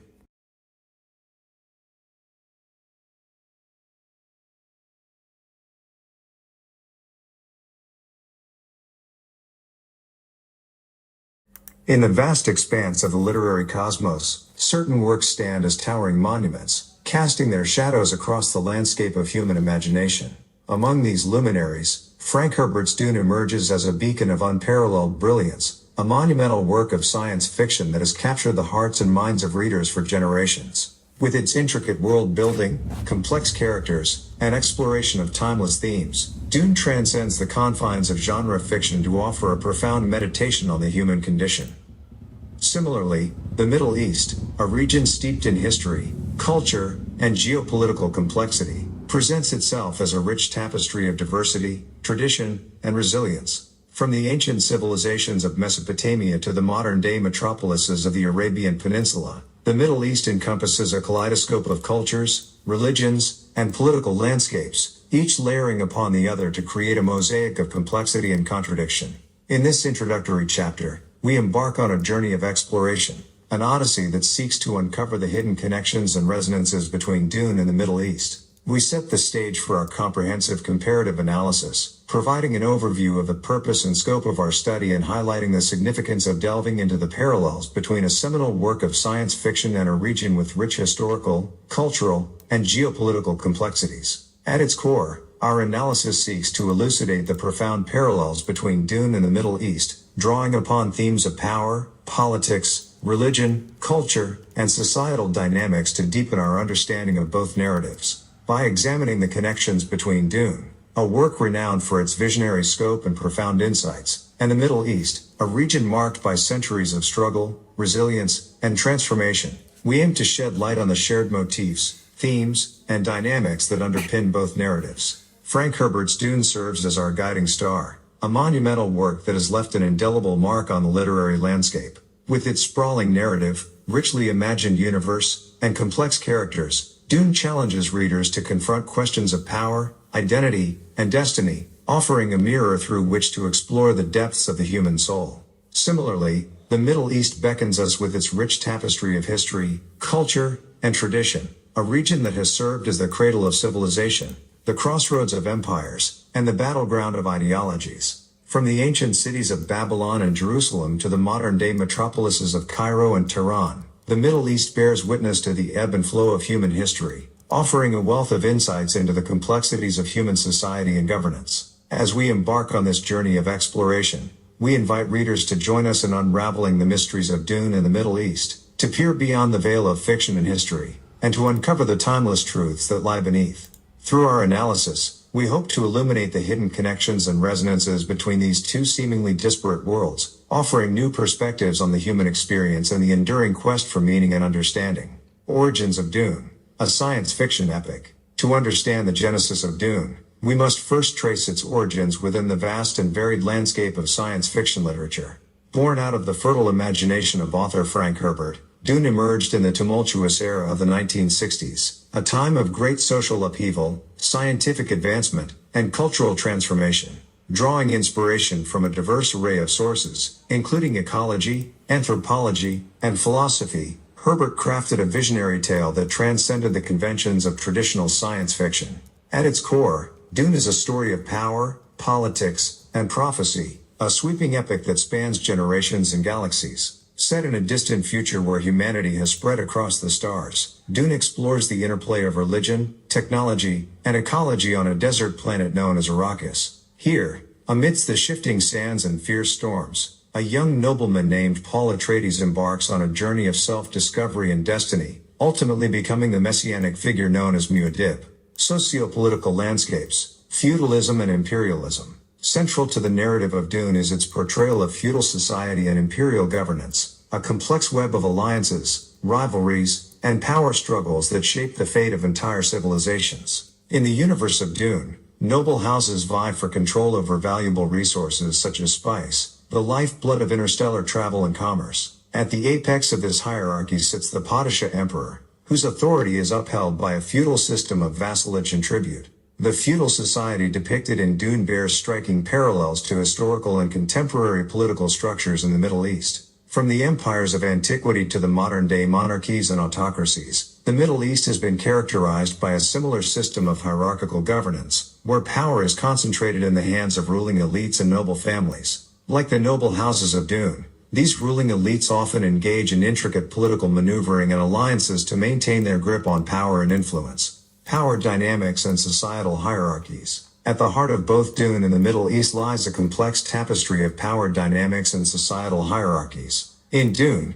the struggle for power extends beyond the noble houses to encompass religious orders, indigenous peoples, and imperial factions. Beneath the surface of Arrakis, a vast ecosystem of intrigue and ambition unfolds, with each faction vying for dominance in a relentless game of politics and power. Similarly, the Middle East has been shaped by centuries of political maneuvering and power struggles, with rival factions and external powers vying for control over territory, resources, and influence. From the ancient empires of Mesopotamia to the modern-day nation-states of the region, the Middle East has been characterized by a complex interplay of competing interests and shifting alliances, with power often concentrated in the hands of a select few. By examining the historical and literary context of both Dune and the Middle East, we lay the groundwork for a deeper exploration of their thematic connections. Through our analysis, we aim to uncover the hidden parallels and resonances that bind these two narratives together. In the vast expanse of the literary cosmos, certain works stand as towering monuments, casting their shadows across the landscape of human imagination. Among these luminaries, Frank Herbert's Dune emerges as a beacon of unparalleled brilliance, a monumental work of science fiction that has captured the hearts and minds of readers for generations. With its intricate world-building, complex characters, and exploration of timeless themes, Dune transcends the confines of genre fiction to offer a profound meditation on the human condition. Similarly, the Middle East, a region steeped in history, culture, and geopolitical complexity, presents itself as a rich tapestry of diversity, tradition, and resilience. From the ancient civilizations of Mesopotamia to the modern-day metropolises of the Arabian Peninsula, the Middle East encompasses a kaleidoscope of cultures, religions, and political landscapes, each layering upon the other to create a mosaic of complexity and contradiction. In this introductory chapter, we embark on a journey of exploration, an odyssey that seeks to uncover the hidden connections and resonances between Dune and the Middle East.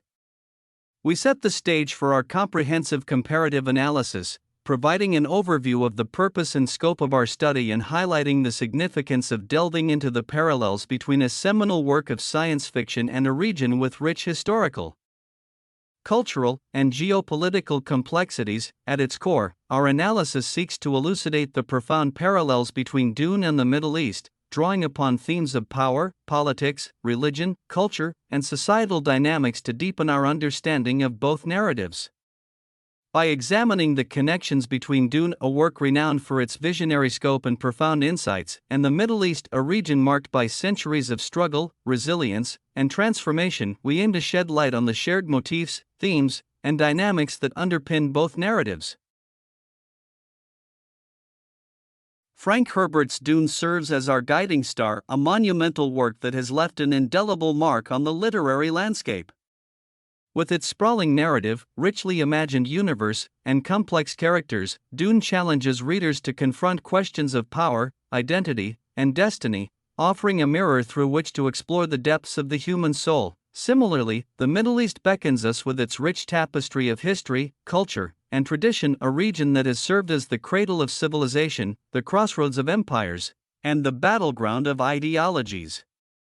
From the ancient cities of Babylon and Jerusalem to the modern-day metropolises of Cairo and Tehran, the Middle East bears witness to the ebb and flow of human history. Offering a wealth of insights into the complexities of human society and governance, as we embark on this journey of exploration, we invite readers to join us in unraveling the mysteries of Dune and the Middle East, to peer beyond the veil of fiction and history, and to uncover the timeless truths that lie beneath. Through our analysis, we hope to illuminate the hidden connections and resonances between these two seemingly disparate worlds, offering new perspectives on the human experience and the enduring quest for meaning and understanding. Origins of Dune, a science fiction epic. To understand the genesis of Dune, we must first trace its origins within the vast and varied landscape of science fiction literature. Born out of the fertile imagination of author Frank Herbert, Dune emerged in the tumultuous era of the 1960s, a time of great social upheaval, scientific advancement, and cultural transformation. Drawing inspiration from a diverse array of sources, including ecology, anthropology, and philosophy, Herbert crafted a visionary tale that transcended the conventions of traditional science fiction. At its core, Dune is a story of power, politics, and prophecy, a sweeping epic that spans generations and galaxies.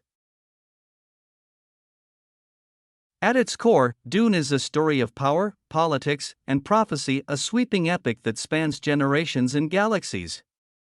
Set in a distant future where humanity has spread across the stars, Dune explores the interplay of religion, technology, and ecology on a desert planet known as Arrakis. Here, amidst the shifting sands and fierce storms, a young nobleman named Paul Atreides embarks on a journey of self-discovery and destiny, ultimately becoming the messianic figure known as Muad'Dib. Socio-political landscapes, feudalism and imperialism. Central to the narrative of Dune is its portrayal of feudal society and imperial governance, a complex web of alliances, rivalries, and power struggles that shape the fate of entire civilizations. In the universe of Dune, noble houses vie for control over valuable resources such as spice, the lifeblood of interstellar travel and commerce. At the apex of this hierarchy sits the Padishah Emperor, whose authority is upheld by a feudal system of vassalage and tribute. The feudal society depicted in Dune bears striking parallels to historical and contemporary political structures in the Middle East.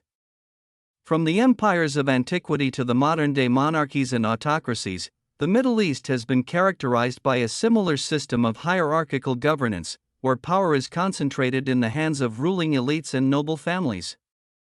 Like the noble houses of Dune, these ruling elites often engage in intricate political maneuvering and alliances to maintain their grip on power and influence.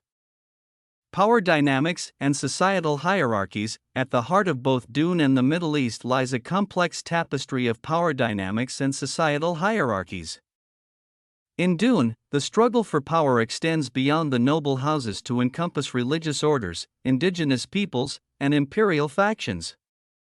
Beneath the surface of Arrakis, a vast ecosystem of intrigue and ambition unfolds, with each faction vying for dominance in a relentless game of politics and power. Similarly, the Middle East has been shaped by centuries of political maneuvering and power struggles, with rival factions and external powers vying for control over territory, resources, and influence. From the ancient empires of Mesopotamia to the modern-day nation-states of the region, the Middle East has been characterized by a complex interplay of competing interests and shifting alliances. With power often concentrated in the hands of a select few, by examining the historical and literary context of both Dune and the Middle East, we lay the groundwork for a deeper exploration of their thematic connections.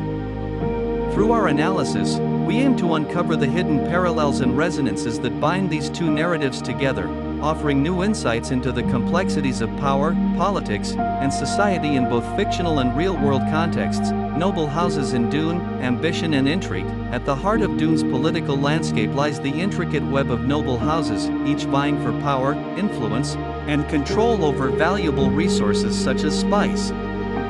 From House Atreides to House Harkonnen, these noble families navigate a treacherous world of political intrigue, betrayal, and alliances, with each seeking to outmaneuver their rivals and secure their place within the imperial hierarchy. Drawing parallels to historical and contemporary political dynamics in the Middle East, we see similarities in the influence of tribal allegiances, familial ties, and geopolitical ambitions on power struggles within the region.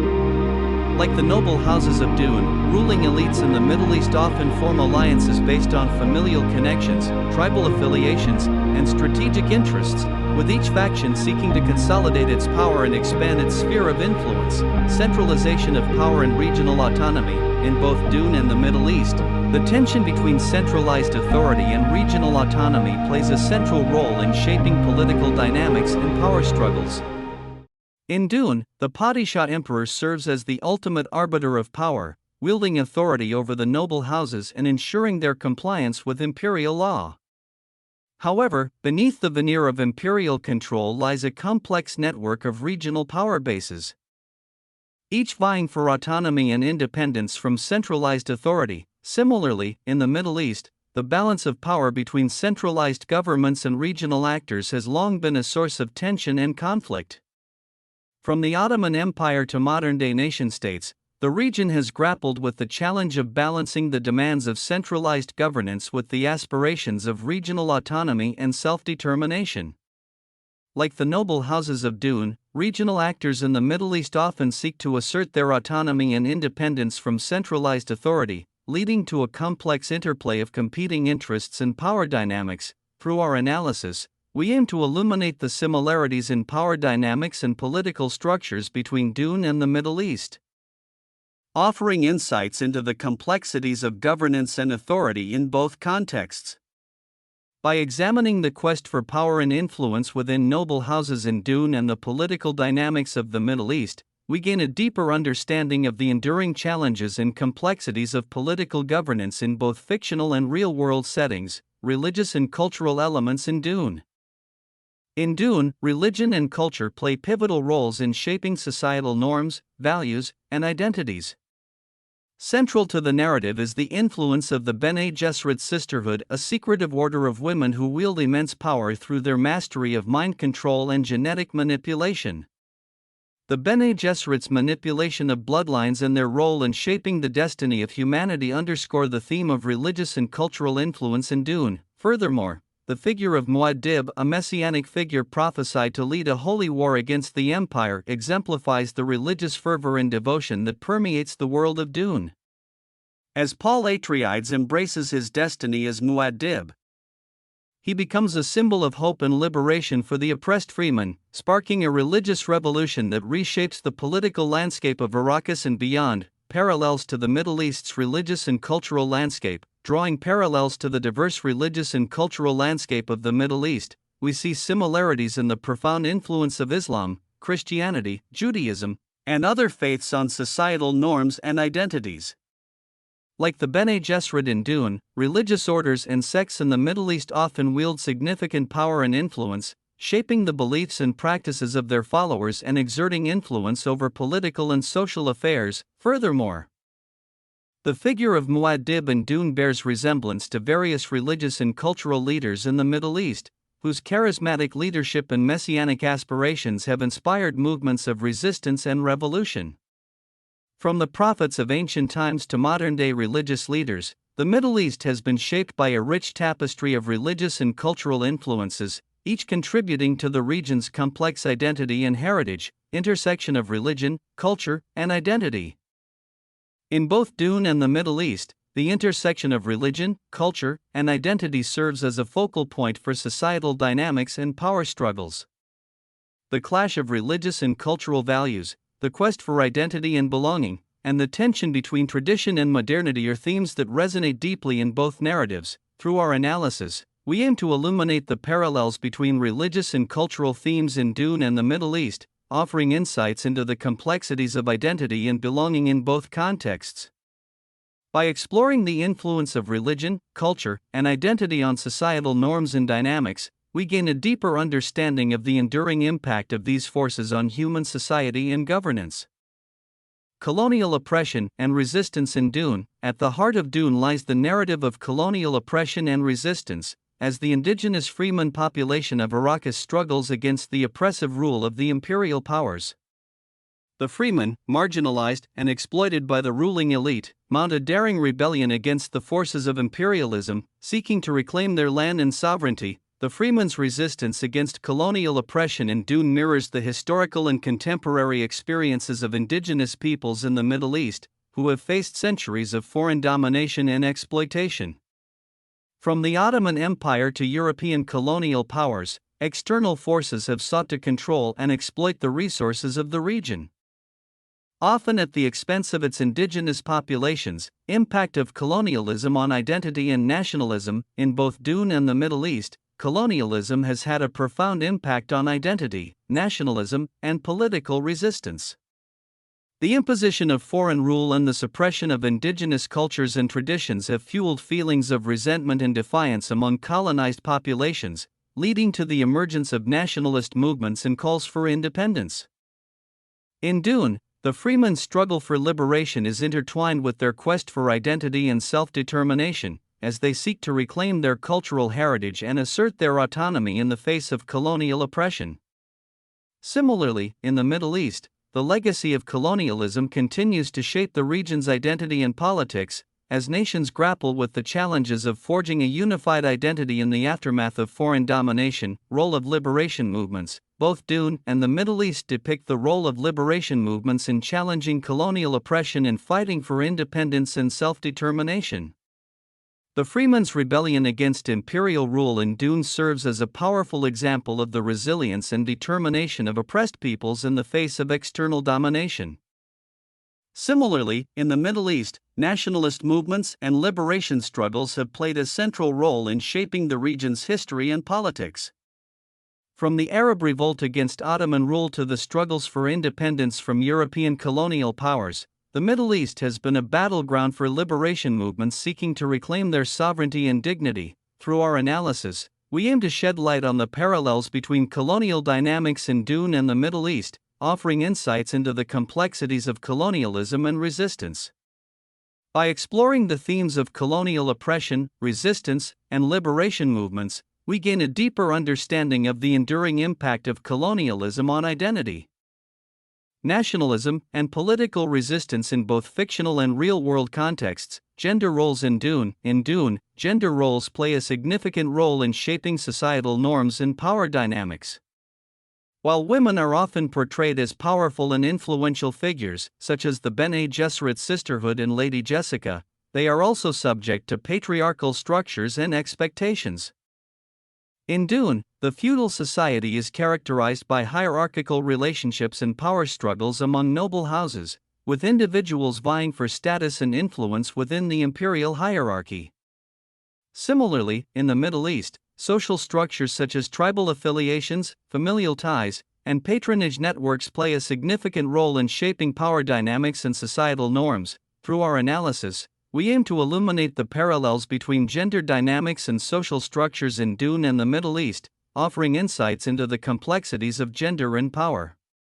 By exploring the intersection of gender with other forms of identity and power, as well as the impact of social structures on power dynamics and societal norms, we gain a deeper understanding of the complexities of gender roles and social hierarchies in both fictional and real-world contexts. Conflict and warfare in Dune. At the heart of Dune lies a narrative of conflict and warfare, as rival factions vie for power and control over the desert planet of Arrakis. The Great Jihad, led by the messianic figure of Muad'Dib, unleashes a wave of violence and upheaval across the galaxy, as adherents of his religious movements seek to overthrow the oppressive rule of the imperial powers. The portrayal of conflict and warfare in Dune parallels the historical and contemporary conflicts in the Middle East, where political tensions, historical grievances, and competing interests have fueled decades of violence and instability.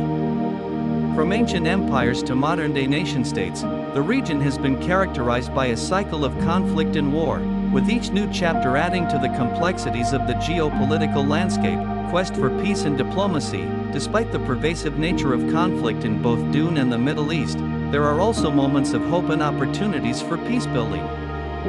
In Dune, Muad'Dib's quest for peace and reconciliation offers a glimmer of hope amidst the chaos of war, as he seeks to unite warring factions and forge a new future for humanity. Similarly, in the Middle East, efforts to resolve conflicts and build peace have been ongoing, albeit with varying degrees of success. Diplomatic initiatives, peace treaties, and negotiations have sought to address the root causes of conflict and promote reconciliation among rival factions, offering glimpses of hope for a more peaceful future. Challenges of peacebuilding and reconciliation. However, the road to peace is fraught with challenges and obstacles in both Dune and the Middle East. Deep-seated mistrust. Historical grievances and entrenched interests often stand in the way of meaningful progress towards peace and reconciliation. Moreover, external powers' invested interests may seek to undermine peacebuilding efforts for their own strategic gains, further complicating the task of resolving conflicts and building sustainable peace. Through our analysis, we aim to shed light on the parallels between conflict dynamics in Dune and the Middle East, offering insights into the complexities of conflict resolution and peacebuilding. By exploring the portrayal of conflict and warfare, the quest for peace and diplomacy, and the challenges of peacebuilding and reconciliation in both narratives, we gain a deeper understanding of the enduring challenges and opportunities for peace in both fictional and real-world contexts. Shared themes and motifs. Our analysis has revealed a multitude of shared themes and motifs between Dune and the Middle East. From the portrayal of power dynamics and imperial politics to the complexities of religion, culture, and identity, both narratives offer profound insights into the human condition and the challenges of governance and society. In Dune, we see echoes of the Middle East's rich tapestry of history, culture, and geopolitical complexity, as characters navigate a world of intrigue, betrayal, and ambition. The themes of colonialism, resistance, and liberation resonate deeply with the struggles of the region's peoples against external domination and oppression. Similarly, the portrayal of gender dynamics, social structures, and conflict resolution in Dune parallels the complexities of gender and power, social hierarchies, and peacebuilding efforts in the Middle East. Through our analysis, we have illuminated the enduring relevance of these themes and their implications for our broader understanding of human society. Politics and governance, significance and implications. Our comparative analysis of Dune and the Middle East offers valuable insights for policymakers, educators, and practitioners working in the fields of literature, history, politics, and international relations. By uncovering the parallels between these two narratives, we gain a deeper understanding of the complexities of human society and the enduring struggles for power, identity, and liberation. For policymakers, our analysis highlights the importance of understanding the historical and cultural context of conflicts and crises in the Middle East, as well as the potential lessons that can be drawn from fictional narratives like Dune.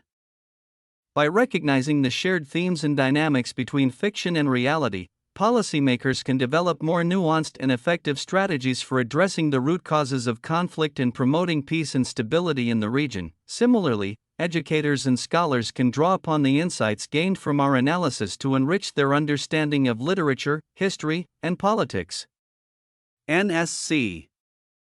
By exploring the parallels between Dune and the Middle East, students and researchers can gain new perspectives on the complexities of human society and governance, as well as the enduring themes and motifs that transcend time and space. Future research and scholarship.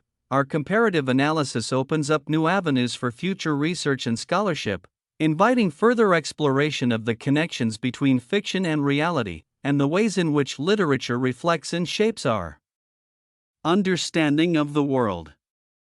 Future studies could delve deeper into specific themes and motifs, such as the role of religion, the dynamics of power, or the challenges of conflict resolution, in both Dune and the Middle East, offering new insights and perspectives on these complex topics. In conclusion, our analysis of the parallels between Dune and the Middle East underscores the enduring relevance of exploring the intersections between fiction and reality.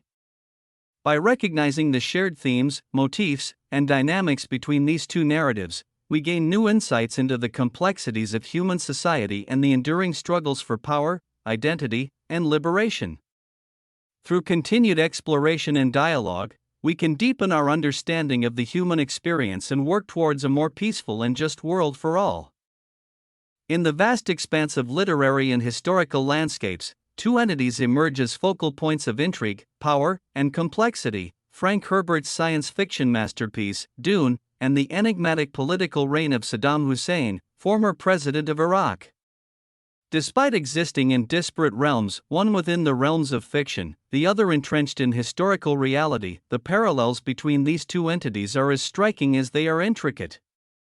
This chapter serves as an introduction to our comparative analysis, providing background information on Dune and Saddam Hussein while outlining the purpose and scope of our study. Background information: Dune. Frank Herbert's Dune stands as a monumental work in the realm of science fiction literature. First published in 1965, Dune transports readers to a distant future where noble houses, intricate politics, and mystical forces collide on the desert planet of Arrakis. At the heart of the narrative lies the struggle for control over the most valuable substance in the universe, spice melange, a resource essential for interstellar travel and coveted by all who seek power and influence. Saddam Hussein, born on April 28, 1937, rose to prominence as a key figure in Iraqi politics during the latter half of the 20th century. Serving as the president of Iraq from 1979 until his overthrow in 2003, Hussein's regime was marked by authoritarian rule, political repression, and international conflict. His tenure saw Iraq embroiled in a series of wars, including the Iran-Iraq War and the Gulf War, as well as internal crackdowns on dissent and opposition.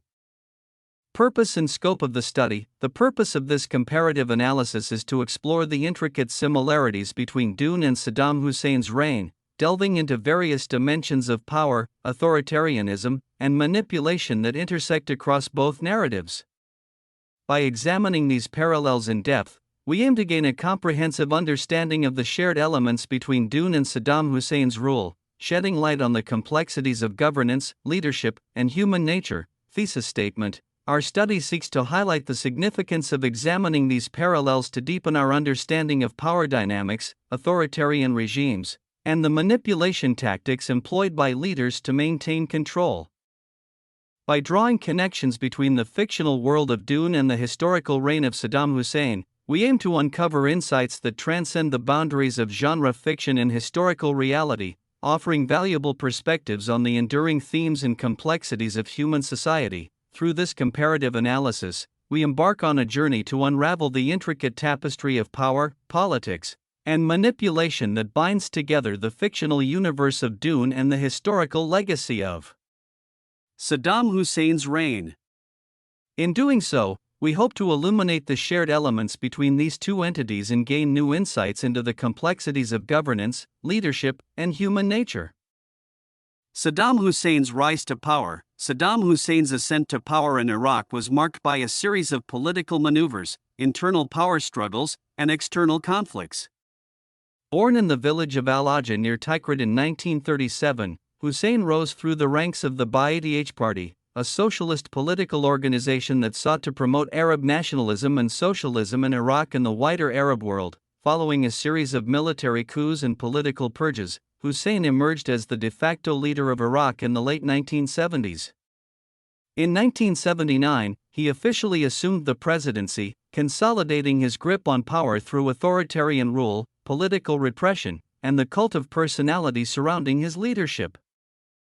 Under Hussein's regime, Iraq witnessed a period of internal repression and external aggression, marked by human rights abuses, suppression of dissent, and a series of wars with neighboring countries, including the Iran-Iraq War and the Gulf War. His tenure was characterized by a ruthless pursuit of power and a willingness to use violence and coercion to maintain control over the Iraqi state. Frank Herbert's Dune. Against the backdrop of Saddam Hussein's reign, we turn our attention to Frank Herbert's Dune, a seminal work in the realm of science fiction literature. First published in 1965, Dune is set in a distant future where noble houses, political intrigue, and mystical forces converge on the desert planet of Arrakis. At its core, Dune explores themes of power, politics, religion, and ecology, offering a rich tapestry of complex characters and intricate world-building. The novel's portrayal of feudal society, imperial governance, and the struggle for control over the most valuable substance in the universe, spice mélange, has captivated readers for decades and solidified its place as a cornerstone of the science fiction genre. Saddam Hussein's rise to power. Saddam Hussein's ascent to power in Iraq was marked by a series of political maneuvers, internal power struggles, and external conflicts. Born in the village of Al-Ajah near Tikrit in 1937, Hussein rose through the ranks of the Ba'ath Party, a socialist political organization that sought to promote Arab nationalism and socialism in Iraq and the wider Arab world. Following a series of military coups and political purges, Hussein emerged as the de facto leader of Iraq in the late 1970s. In 1979, he officially assumed the presidency, consolidating his grip on power through authoritarian rule, political repression, and the cult of personality surrounding his leadership.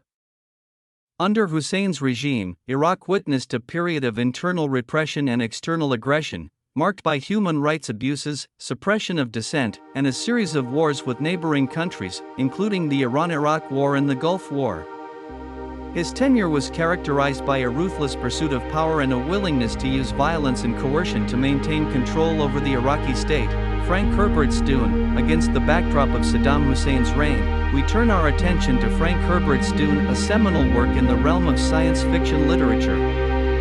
First published in 1965, Dune is set in a distant future where noble houses, political intrigue, and mystical forces converge on the desert planet of Arrakis. At its core, Dune explores themes of power, politics, religion, and ecology, offering a rich tapestry of complex characters and intricate world-building. The novel's portrayal of feudal society, imperial governance, and the struggle for control over the most valuable substance in the universe, spice mélange, has captivated readers for decades and solidified its place as a cornerstone of the science fiction genre. Saddam Hussein, the strongman of Iraq. In contrast, Saddam Hussein's leadership style is marked by authoritarianism, brutality, and the cultivation of a cult of personality centered around his own image. Saddam's rise to power in Iraq is characterized by the suppression of dissent, the elimination of political rivals, and the promotion of his own mythic persona as the strongman of Iraq. Saddam's regime employs a combination of propaganda, intimidation, and violence to maintain control over the Iraqi state. His image is ubiquitous in Iraq, adorning billboards, posters, and currency, reinforcing his status as the undisputed leader of the nation. Like Paul Atreides, Saddam cultivates a cult of personality around himself. Portraying himself as a benevolent ruler while ruthlessly suppressing any opposition to his rule, parallels in leadership strategies. Despite existing in vastly different contexts, the leadership styles of Paul Atreides and Saddam Hussein share several striking parallels. Both leaders rely on a combination of charisma, coercion, and manipulation to maintain authority and loyalty among their followers. They cultivate a cult of personality around themselves, using propaganda, symbolism, and fear to reinforce their status as divine or infallible leaders. Moreover, both Paul and Saddam employ religious symbolism to legitimize their rule, drawing on the reverence of their followers to enforce their authority.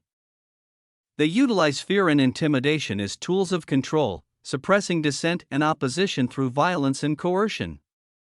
Ultimately, their leadership strategies reflect the complexities of authoritarian rule, illustrating the ways in which power can be wielded and maintained through a combination of charisma, manipulation, and force. By dissecting the leadership styles of Paul Atreides and Saddam Hussein, we uncover parallels in the dynamics of authoritarian rule portrayed in Dune and Saddam Hussein's regime. Through this analysis, we gain insights into the complexities of leadership and power dynamics, as depicted in both narratives. Paul Atreides, Consolidation of Power. Paul Atreides' ascent to power on Arrakis is marked by strategic alliances, military conquests, and the manipulation of religious fervor. As the prophesied Messiah of the Freemen, Paul leverages his divine status to unite the disparate factions on Arrakis under his leadership. He consolidates power by forming alliances with influential houses, such as House Atreides and House Harkonnen, while simultaneously undermining his enemies through political intrigue and military might. To maintain control over Arrakis, Paul employs a combination of fear and loyalty, using his status as the Kwisatz Haderach to enforce obedience among his followers. He establishes a network of spies, informants, and enforcers to root out dissent and maintain surveillance over the population. Paul's authoritarian rule is characterized by a centralized authority, with power concentrated in his hands as the supreme ruler of Arrakis. Saddam Hussein, Reign of Terror. In Iraq, Saddam Hussein's regime is synonymous with authoritarianism, repression, and state-sponsored violence. Saddam consolidates power through a combination of political purges, military crackdowns, and propaganda campaigns aimed at glorifying his leadership and suppressing dissent. He establishes a pervasive system of surveillance and control, utilizing a network of secret police, informants, and loyalists to maintain order and obedience among the populace. Saddam's rule is characterized by brutality and coercion, with dissenters and political opponents subjected to torture, imprisonment, and execution. He perpetuates his regime through a cult of personality, portraying himself as the embodiment of Iraqi nationalism and Arab unity while ruthlessly suppressing any challenge to his authority. Saddam's authoritarian rule is characterized by a centralized state apparatus, with power concentrated in his hands as the absolute ruler of Iraq. Parallels in political strategies. Despite existing in vastly different contexts, the political strategies employed by Paul Atreides and Saddam Hussein share several notable parallels. Both leaders rely on a combination of alliances, coercion, and propaganda to consolidate power and maintain control over their respective domains. They establish centralized authority. With power concentrated in their hands as the supreme rulers of their realms, moreover, both Paul and Saddam employ surveillance, repression, and violence to suppress dissent and enforce obedience among their subjects.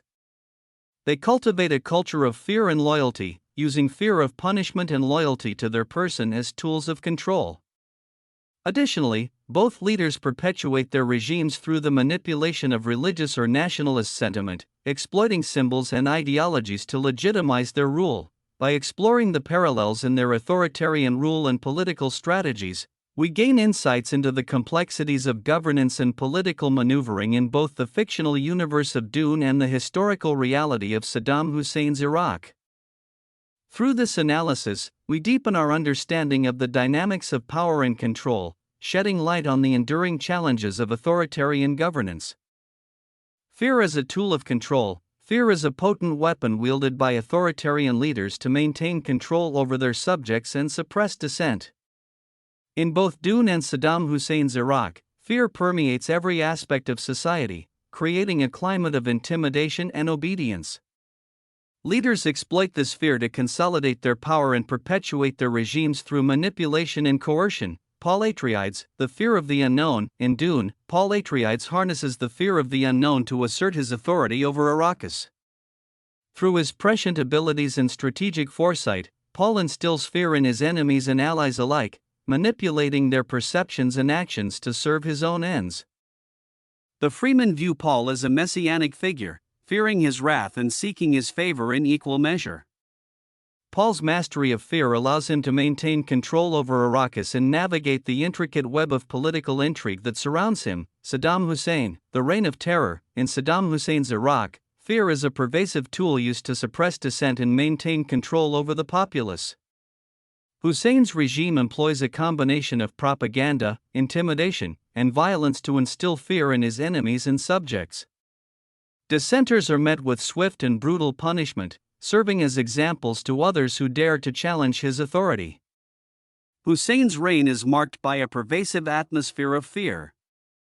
With citizens living in constant dread of the consequences of speaking out against the regime, parallels in the utilization of fear and intimidation. Despite existing in vastly different contexts, the utilization of fear and intimidation in Dune and Saddam Hussein's Iraq share striking parallels. Both Paul Atreides and Saddam Hussein manipulate fear to maintain control over their respective domains, exploiting the psychological and societal consequences of fear to assert their authority. Whether through prescient visions or ruthless oppression, both leaders use fear as a tool of control, shaping the behavior and perceptions of those under their rule. In conclusion, fear emerges as a central theme in both Dune and Saddam Hussein's Iraq, serving as a potent tool of control wielded by authoritarian leaders. By analyzing the tactics employed by Paul Atreides and Saddam Hussein to instill fear in their enemies and subjects, we gain insights into the dynamics of power and control in authoritarian regimes. Through the exploration of fear, we uncover the psychological and societal consequences of living under the shadow of tyranny, shedding light on the complexities of governance and political maneuvering in both narratives. The significance of spice in Dune. Spice mélange, a rare and valuable substance found only on the desert planet of Arrakis, serves as the lifeblood of the Dune universe.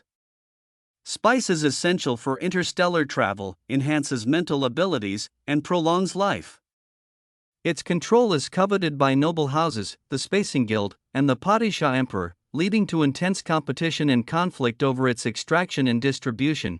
Parallels with Iraq's pursuit of WMDs. In the real world, Iraq's pursuit of weapons of mass destruction, particularly chemical and biological weapons, parallels the quest for spice in Dune. Saddam Hussein's regime sought to acquire WMDs as a means of asserting its regional power and deterring external threats. The pursuit of WMDs sparked international concern and led to the imposition of sanctions and inspections by the United Nations. Geopolitical dynamics and resource control.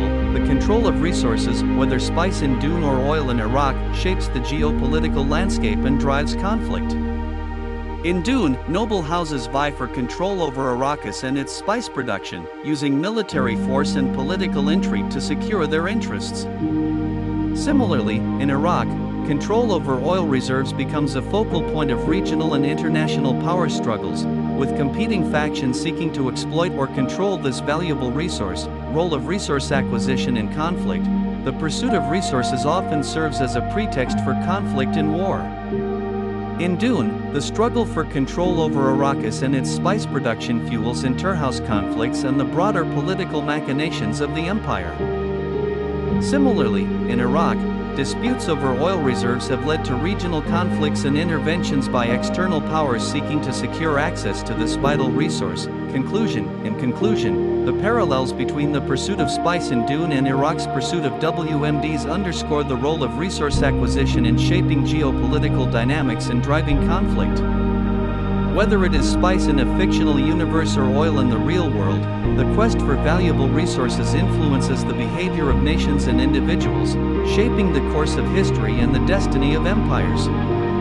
By exploring these parallels, we we gain insights into the complexities of resource-driven geopolitics and the enduring relevance of resource conflicts in human society. Societal structures in Dune portrays a feudal society dominated by noble houses, where power and influence are inherited and consolidated through familial ties and political alliances.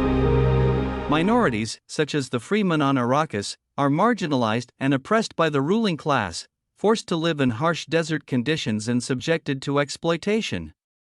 Women in Dune occupy a complex role, with some wielding significant influence and power within the patriarchal structure, while others are relegated to more traditional roles. Societal structures in Saddam Hussein's Iraq. In Saddam Hussein's Iraq, power is concentrated in the hands of the ruling Ba'ath party and the Sunni Arab minority.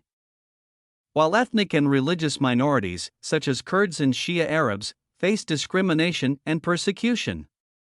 Dissenters and political opponents are silenced through violence and intimidation, with dissent often met with imprisonment, torture, or execution. Women in Iraq also face systematic discrimination and oppression, with limited access to education, employment, and political representation. Parallels in societal dynamics. Despite existing in vastly different contexts, Dune and Saddam Hussein's Iraq share parallels in their portrayal of societal dynamics and cultural norms. Both narratives depict a hierarchical social structure where power and privilege are concentrated in the hands of a select few, while minorities, women, and dissenters face marginalization and oppression. The mechanisms of control and coercion used to maintain social order and suppress dissent are strikingly similar, reflecting the enduring nature of authoritarianism and oppression across different contexts. Broader sociocultural implications. The portrayal of societal dynamics in Dune and Saddam Hussein's Iraq raises broader questions about identity, oppression, and resistance. The struggles faced by marginalized groups in both narratives resonate with real-world experiences of discrimination and injustice, highlighting the universal nature of human suffering and resilience. By exploring these parallels, we gain insights into the complexities of power and privilege, and the ways in which individuals and communities navigate systems of oppression and resistance. In conclusion, the parallels in societal dynamics and cultural context between Dune and Saddam Hussein's Iraq offer insights into the complexities of identity, oppression, and resistance in both fictional and real-world contexts. By comparing the treatment of minorities, women, and dissenters in both narratives, we uncover common themes and motifs that shed light on the enduring nature of authoritarianism and oppression. Through this exploration, we gain a deeper understanding of the complexities of power and privilege, and the ways in which individuals and societies navigate systems of oppression and resistance. Paul Atreides, the reluctant Messiah. Paul Atreides begins his journey in Dune as a young nobleman thrust into a position of leadership following his family's relocation to the desert planet of Arrakis. Initially motivated by a desire to protect his family and seek revenge against those who betrayed them, Paul's character evolves as he embraces his role as the prophesied Messiah of the Freemen. His personal motivations shift from self-preservation to fulfilling his destiny and leading the Freemen to freedom from imperial oppression.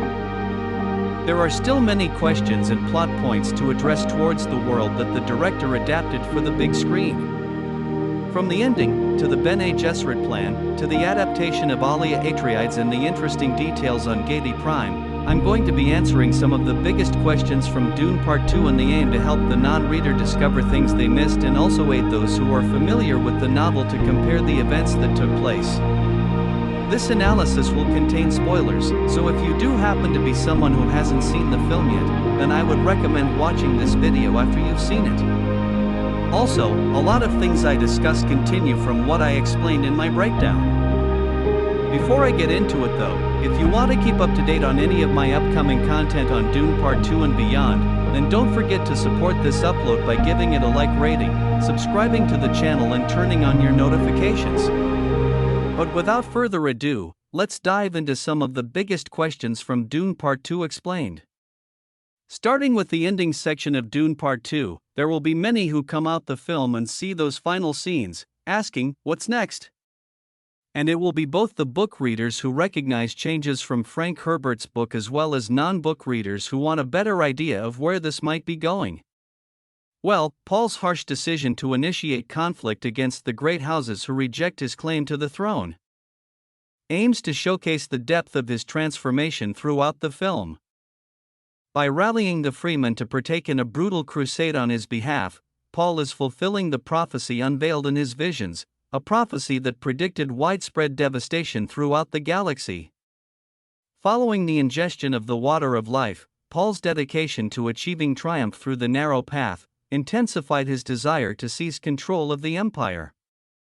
So despite the losses suffered by the freemen, Paul remains steadfast in his quest for power. We get a short final battle that, just like the book, is done this way to showcase the destructive potential of the freemen, wiping out the Sardaukar army and coming face to face with the true oppressors of this story. And when we reach those fateful last scenes, there becomes a slight deviation from the last pages of the novel. That's because in the film adaptation, Paul is portrayed as embracing the freemen's participation in their violent holy war. In the book, he faces down the guild, who aren't shown, and it ends with him ascending and being in full control, while knowing that he's powerless to prevent the bloody jihad. This holy war takes place between the events of the Dune and Dune Messiah novels, and by ending with a more direct acknowledgement of the start of the war, the film seems to adhere to this expanded timeline. However, if the second part ends with Paul openly declaring war, he still gets to the heart of the book's conclusion by emphasizing that his victory comes at a high price. Another aspect of this ending that many readers will wonder is how the final moments represent a change in Chani's character. Eventually we see Chani leave Paul and embark on a lonely journey into the vast desert to summon a sandworm. She shows her willingness to face future challenges, and it becomes clear that she rejects Paul's ruthless pursuit of power for now. At the beginning of the film, Jessica expresses her sympathy for Paul, while Chani decides to distance herself. This decision is the result of Paul's behavior towards religious extremism, which strongly contradicts Chani's freeman beliefs in the film. But in a heartbreaking moment, Paul reassures his mother and says, "She'll understand, I saw it." This statement alludes to future events described in Dune Messiah, the second novel, set again several years later when complications arise between Chani and Princess Irulan. Director Denis Villeneuve sets fundamental things in motion with the drama so that the Messiah plot is the main driving force behind this adaptation. At the end of the first book, we don't show Chani leaving Paul, but rather her being nervous about marrying Irulan Jessica, and then comforting by telling him that even though they are just concubines, the story becomes her remembered as wives. So when he thought of Messiah, he made some changes, but one could also argue that those changes were made because the director wanted the second part to have a more emotional anchor. Paul's ascension should be portrayed as a battle rather than a cause for celebration, and the most effective way to engage the audience is through the use of Chani. As he takes it all in, he becomes a less compelling character, resulting in a lack of tension on screen. Chani, who represents the emotional core of the film, is intended to be the character in who sees situations realistically and reflects the audience's view of a Messiah like Paul. As the freemen prepare to begin their holy war against the great houses, the wait for the next film about the powerful Messiahs continues. The looming conflict sets the tone of the story and gives it depth. A more optimistic conclusion, including Paul and Chani's embrace, would seem false as his army prepares for violence. The first book leaves the situation ambiguous, and until we get to Messiah we cannot fully appreciate the story that Herbert has in mind. So really, it's a good thing that the director is exploiting the tragic nature of the sequel. The next question many have regarding the events of Part 2 is the portrayal of the freemen in this adaptation and their debates surrounding the prophecy of Arrakis Paradise. When we get to Siege Tabr near the beginning of the film, just like in the book, we learn how precious water is to the freemen, but for this particular adaptation, Denis emphasized the idea of dispute within the tribe. When Paul and his mother arrived, we learned that the southern freemen believed he was the prophesied Lisan al-Gaib, while other tribes further north did not believe it. Stilgar tries to convince the Siege Council to believe in the prophecy after describing to them what happened to Jamies at the end of Part 1 and pointing out that Paul already knows many of their customs. But Stilgar has difficulty convincing anyone to believe what he says. Paul also tells his mother in the prologue that she is the one doing this because the Bene Gesserit implanted this prophecy. But in the moments that follow, between Jessica and Stilgar, we learn the importance of water and its connection to Freeman prophecy. Once the water from Jamie's body was extracted and added to the entire cave's lakes, Stilgar explained the importance of these lakes to Jessica. Jessica learned from him that it was one of thousands of water stores carefully created by the Freeman to help terraform the planet, and that the Freeman had calculated exactly how much water they would need to change the face of Arrakis and bring back a great paradise. Lycanes from the first film, also known in the books as Chaney's relative, was the one who helped instill in the Freeman the ultimate dream of turning Arrakis into a garden world. And so, Stilgar and half the Freeman believed that Lisan Al Gaib could make this dream come true. When they saw the signs and when they saw that everything was going as the prophecies had predicted, the Southern Freeman became even more convinced that Paul was Lisan Al Gaib. And the disbelieving Northern Freemen see it all as lies and false prophecies. The idea of Northern and Southern Freemen is not mentioned in Frank Herbert's book, and rather, some Freemen disagree with certain aspects of the prophecy in Paul's introduction to Surname. But in combining these different perspectives with different Freeman tribes, I think Villeneuve did so for several reasons. One is to make the ending with Chaney and the Freeman much more dramatic, and the other is to tie in with the main theme of the book, the idea of skepticism about charismatic leaders. And that brings us to how the Bene Gesserit plane connects to it and what the central figures of the Order do to maintain power in this adaptation. The prophecy of Lisan Al Gaib, although a tool used by the Bene Gesserit for manipulation, pales in comparison to the true power that the Kwisatz Haderach possesses, which explains Paul's remarkable success in convert others into believers. Therefore, the line between propaganda and genuine prophecy becomes increasingly blurred. This is not limited to the planet Arrakis, and the Bene Gesserit did not specifically intend for Paul to fulfill this prophecy. Their goal was to create a Messiah-like figure whom they could manipulate and influence.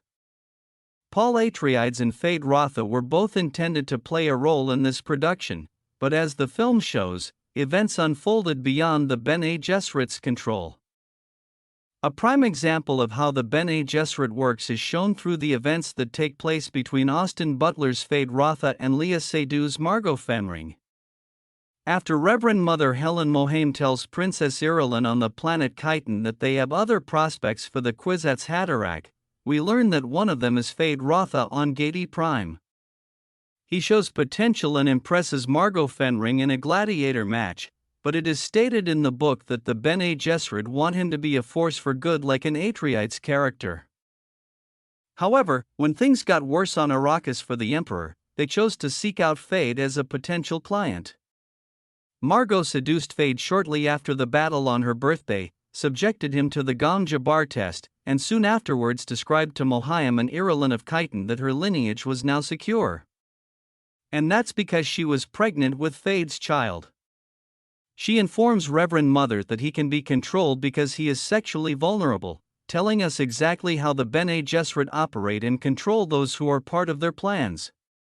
More than that, it helps convey the influence the Bene Gesserit have over those in power, illustrating the sexual control they possess, a powerful part of their identity.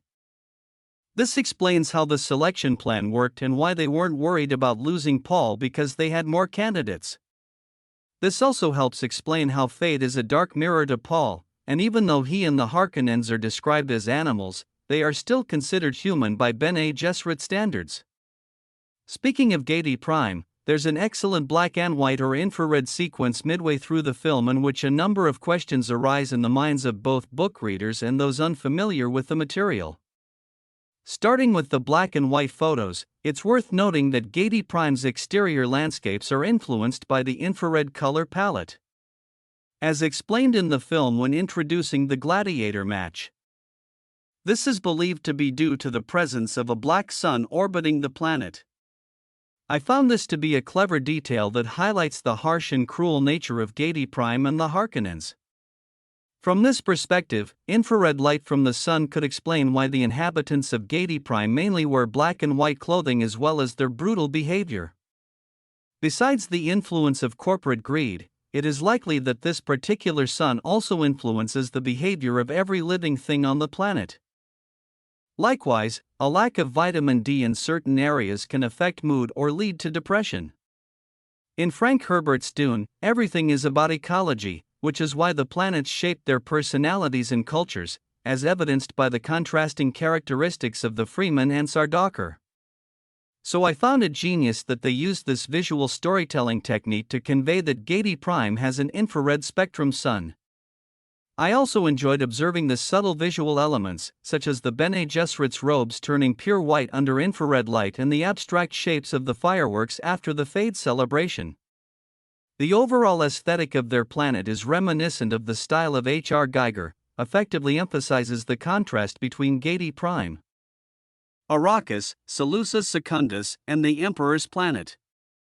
But moving on, there are other questions book enthusiasts can post on Gedi Prime, including an important one surrounding plot changes about poison and whether Fade's blade possesses whether the property is the same as what is described in the book or not.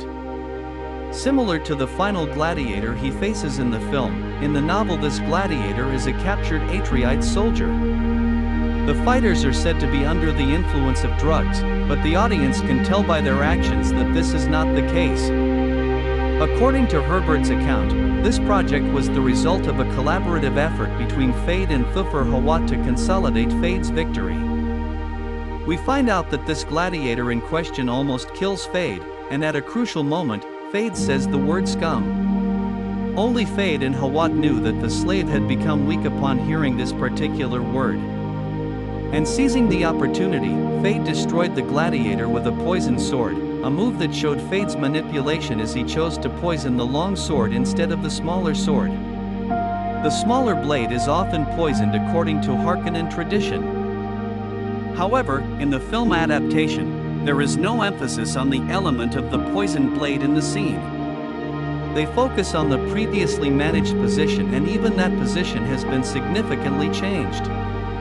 The responsibility for the Atreides' opposition not to be poisoned falls to the Baron, and instead of improving Fade's comfort by poisoning the opposing blade, this aspect has been removed entirely. In my opinion, this change helped make Fade's victory more worthy in the eyes of the public, and in the moments that followed it highlighted the conflict between the Baron and Fade in a different way than what is seen in the book. I think this edit is positive because it raises the possibility that Fade could be the prophesied character. One question that arises regarding the other side of this prophecy concerns the reason for Paul's transformation into the Kwisatz Haderach, as well as the important details we learn in the Water of Life scenes. In the movie, we learn that the Water of Life is created by soaking a small sandworm in water. In order for the Bene Gesserit and Kwisatz Haderach to access their other memories, they must endure pain. They consume toxins and then have to adjust their internal body chemistry to neutralize that poison. The level of control, pain, and stress caused by worm juice all contribute to releasing their genetic memory. However, with Paul, it goes further because, as a man, the process essentially opens his inner eye, allowing him to gain the ability to see the entire future. As a result, Paul's attitude changed because he now had insight. Thanks to this, he can clearly imagine all possible future situations. As we discover later in the film, Paul realizes that he must consume the Water of Life to fully accept Lisan al-Gaib's prophecy and finally gain the loyalty of the Freeman. Jessica, who previously drank the water and had a heightened awareness, revealed this fact to him earlier in the film. And when Paul drank the water, he fully accessed his foreknowledge, but he foresaw that different paths would lead to the victory of his enemies. However, there is a narrow path that gives him a path, forcing him to choose between destruction or following that particular path. Given all the events leading up to this moment, of course Paul chose the second solution. And it's important to note that the key narrative point that forces Paul to drink the water and undergo the transformation is Feyd's destruction of the Siege Tower, with the implication that the southern sieges may be the next target.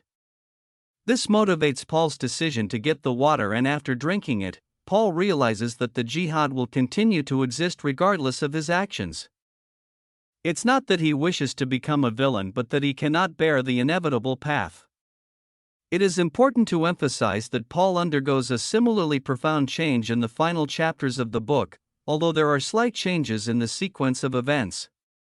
In the books, Soderker's revelation of his and his child Chani's deaths during the raid on Siege Tower occurred shortly before Paul decided to attack Arrakeen. Denis Villeneuve's adaptation changes events so that Tabra is destroyed first, leading to Paul's taking of the water of life and his transformation.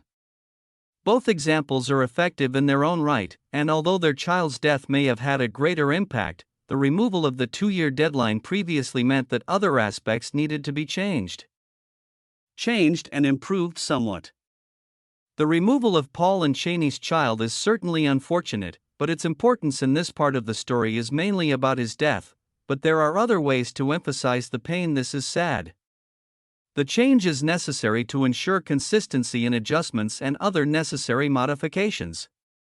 I'll dig deeper into this topic in the next video about the key differences, but like I said, I think most of the changes are effective.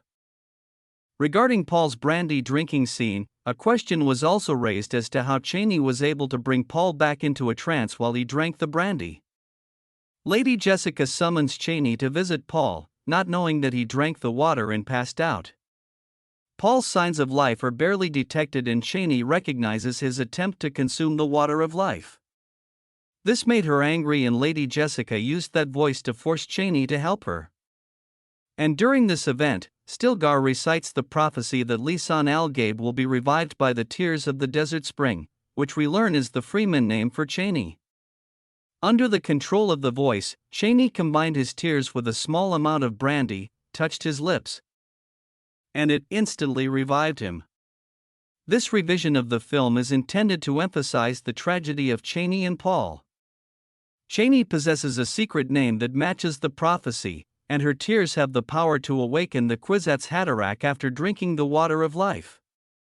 However, this does not necessarily imply that she has a predetermined role to fulfill, as it simply reflects her hope for aid should the Kwisatz Haderach appear. Despite Chani's objections to the prophecy, she is eventually forced to participate in its fulfillment. Paul and Chani find themselves forced by their respective communities and even family members to take on roles they do not want. Coming to one of the final questions. Many book readers were stunned to learn how Denis Villeneuve approached Alia Atreides and what that meant for the film's structure. It's important to note that Lady Jessica plays a larger role in this adaptation, when Alia is still in the womb. Jessica takes the lead in protecting Paul as Lisan al-Gaib. And despite this, his relationship with Alia remains very important. The revision of Paul's sister effectively maintained the novel's character's strangeness and sense of power. Paul and Jessica interact with Alia, but in the book Alia is born, has adult-like communication skills, and plays a key role in the climax when she kills Paul's grandfather, Baron Vladimir Harkonnen. Villeneuve retains the eerie nature of Alia's character in this new form, as she can communicate like an adult right from the womb.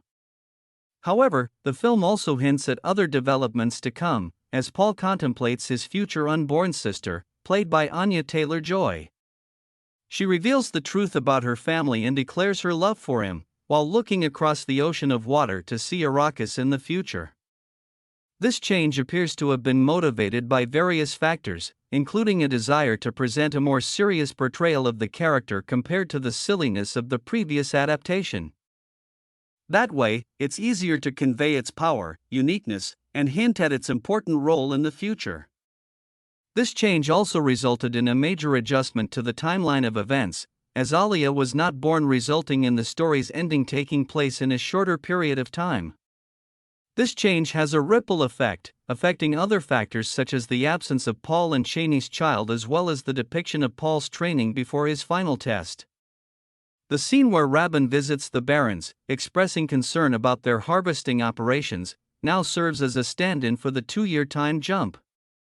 Moving the film to a shorter time period allowed for the development of Paul and Chani's relationship as well as the Freeman's destruction of the Harkonnen Reapers in the following months. I know that some people don't like this edit because they want a more natural depiction of Paul's training and handling of characters like Alia, as described in the book. However, in my opinion, the time jump was executed exceptionally well, and while watching the movie, I never questioned Paul and Chani's progression during this time because each the scenes surrounding the smaller time jump all seem realistic. It doesn't seem forced to me. However, I realized that a 2-year leap would probably improve the effectiveness of this aspect as well. So in the end, changes had to be made to ensure a more organic way of presenting the conclusion, and I believe Denis Villeneuve has achieved this.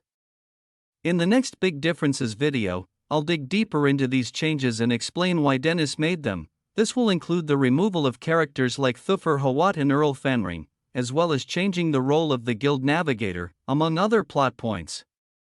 But here's my video discussing some of the issues that Dune Part 2 raises. I'm sure there will be a lot more that will come up in the review and other examples you may have picked up. So don't forget to let me know below in the comments. For more videos and news about the Dune universe from Denis Villeneuve, subscribe to the channel and activate your notifications. Also, if you liked this video, don't forget to leave a like and follow me on social media through the links in the description.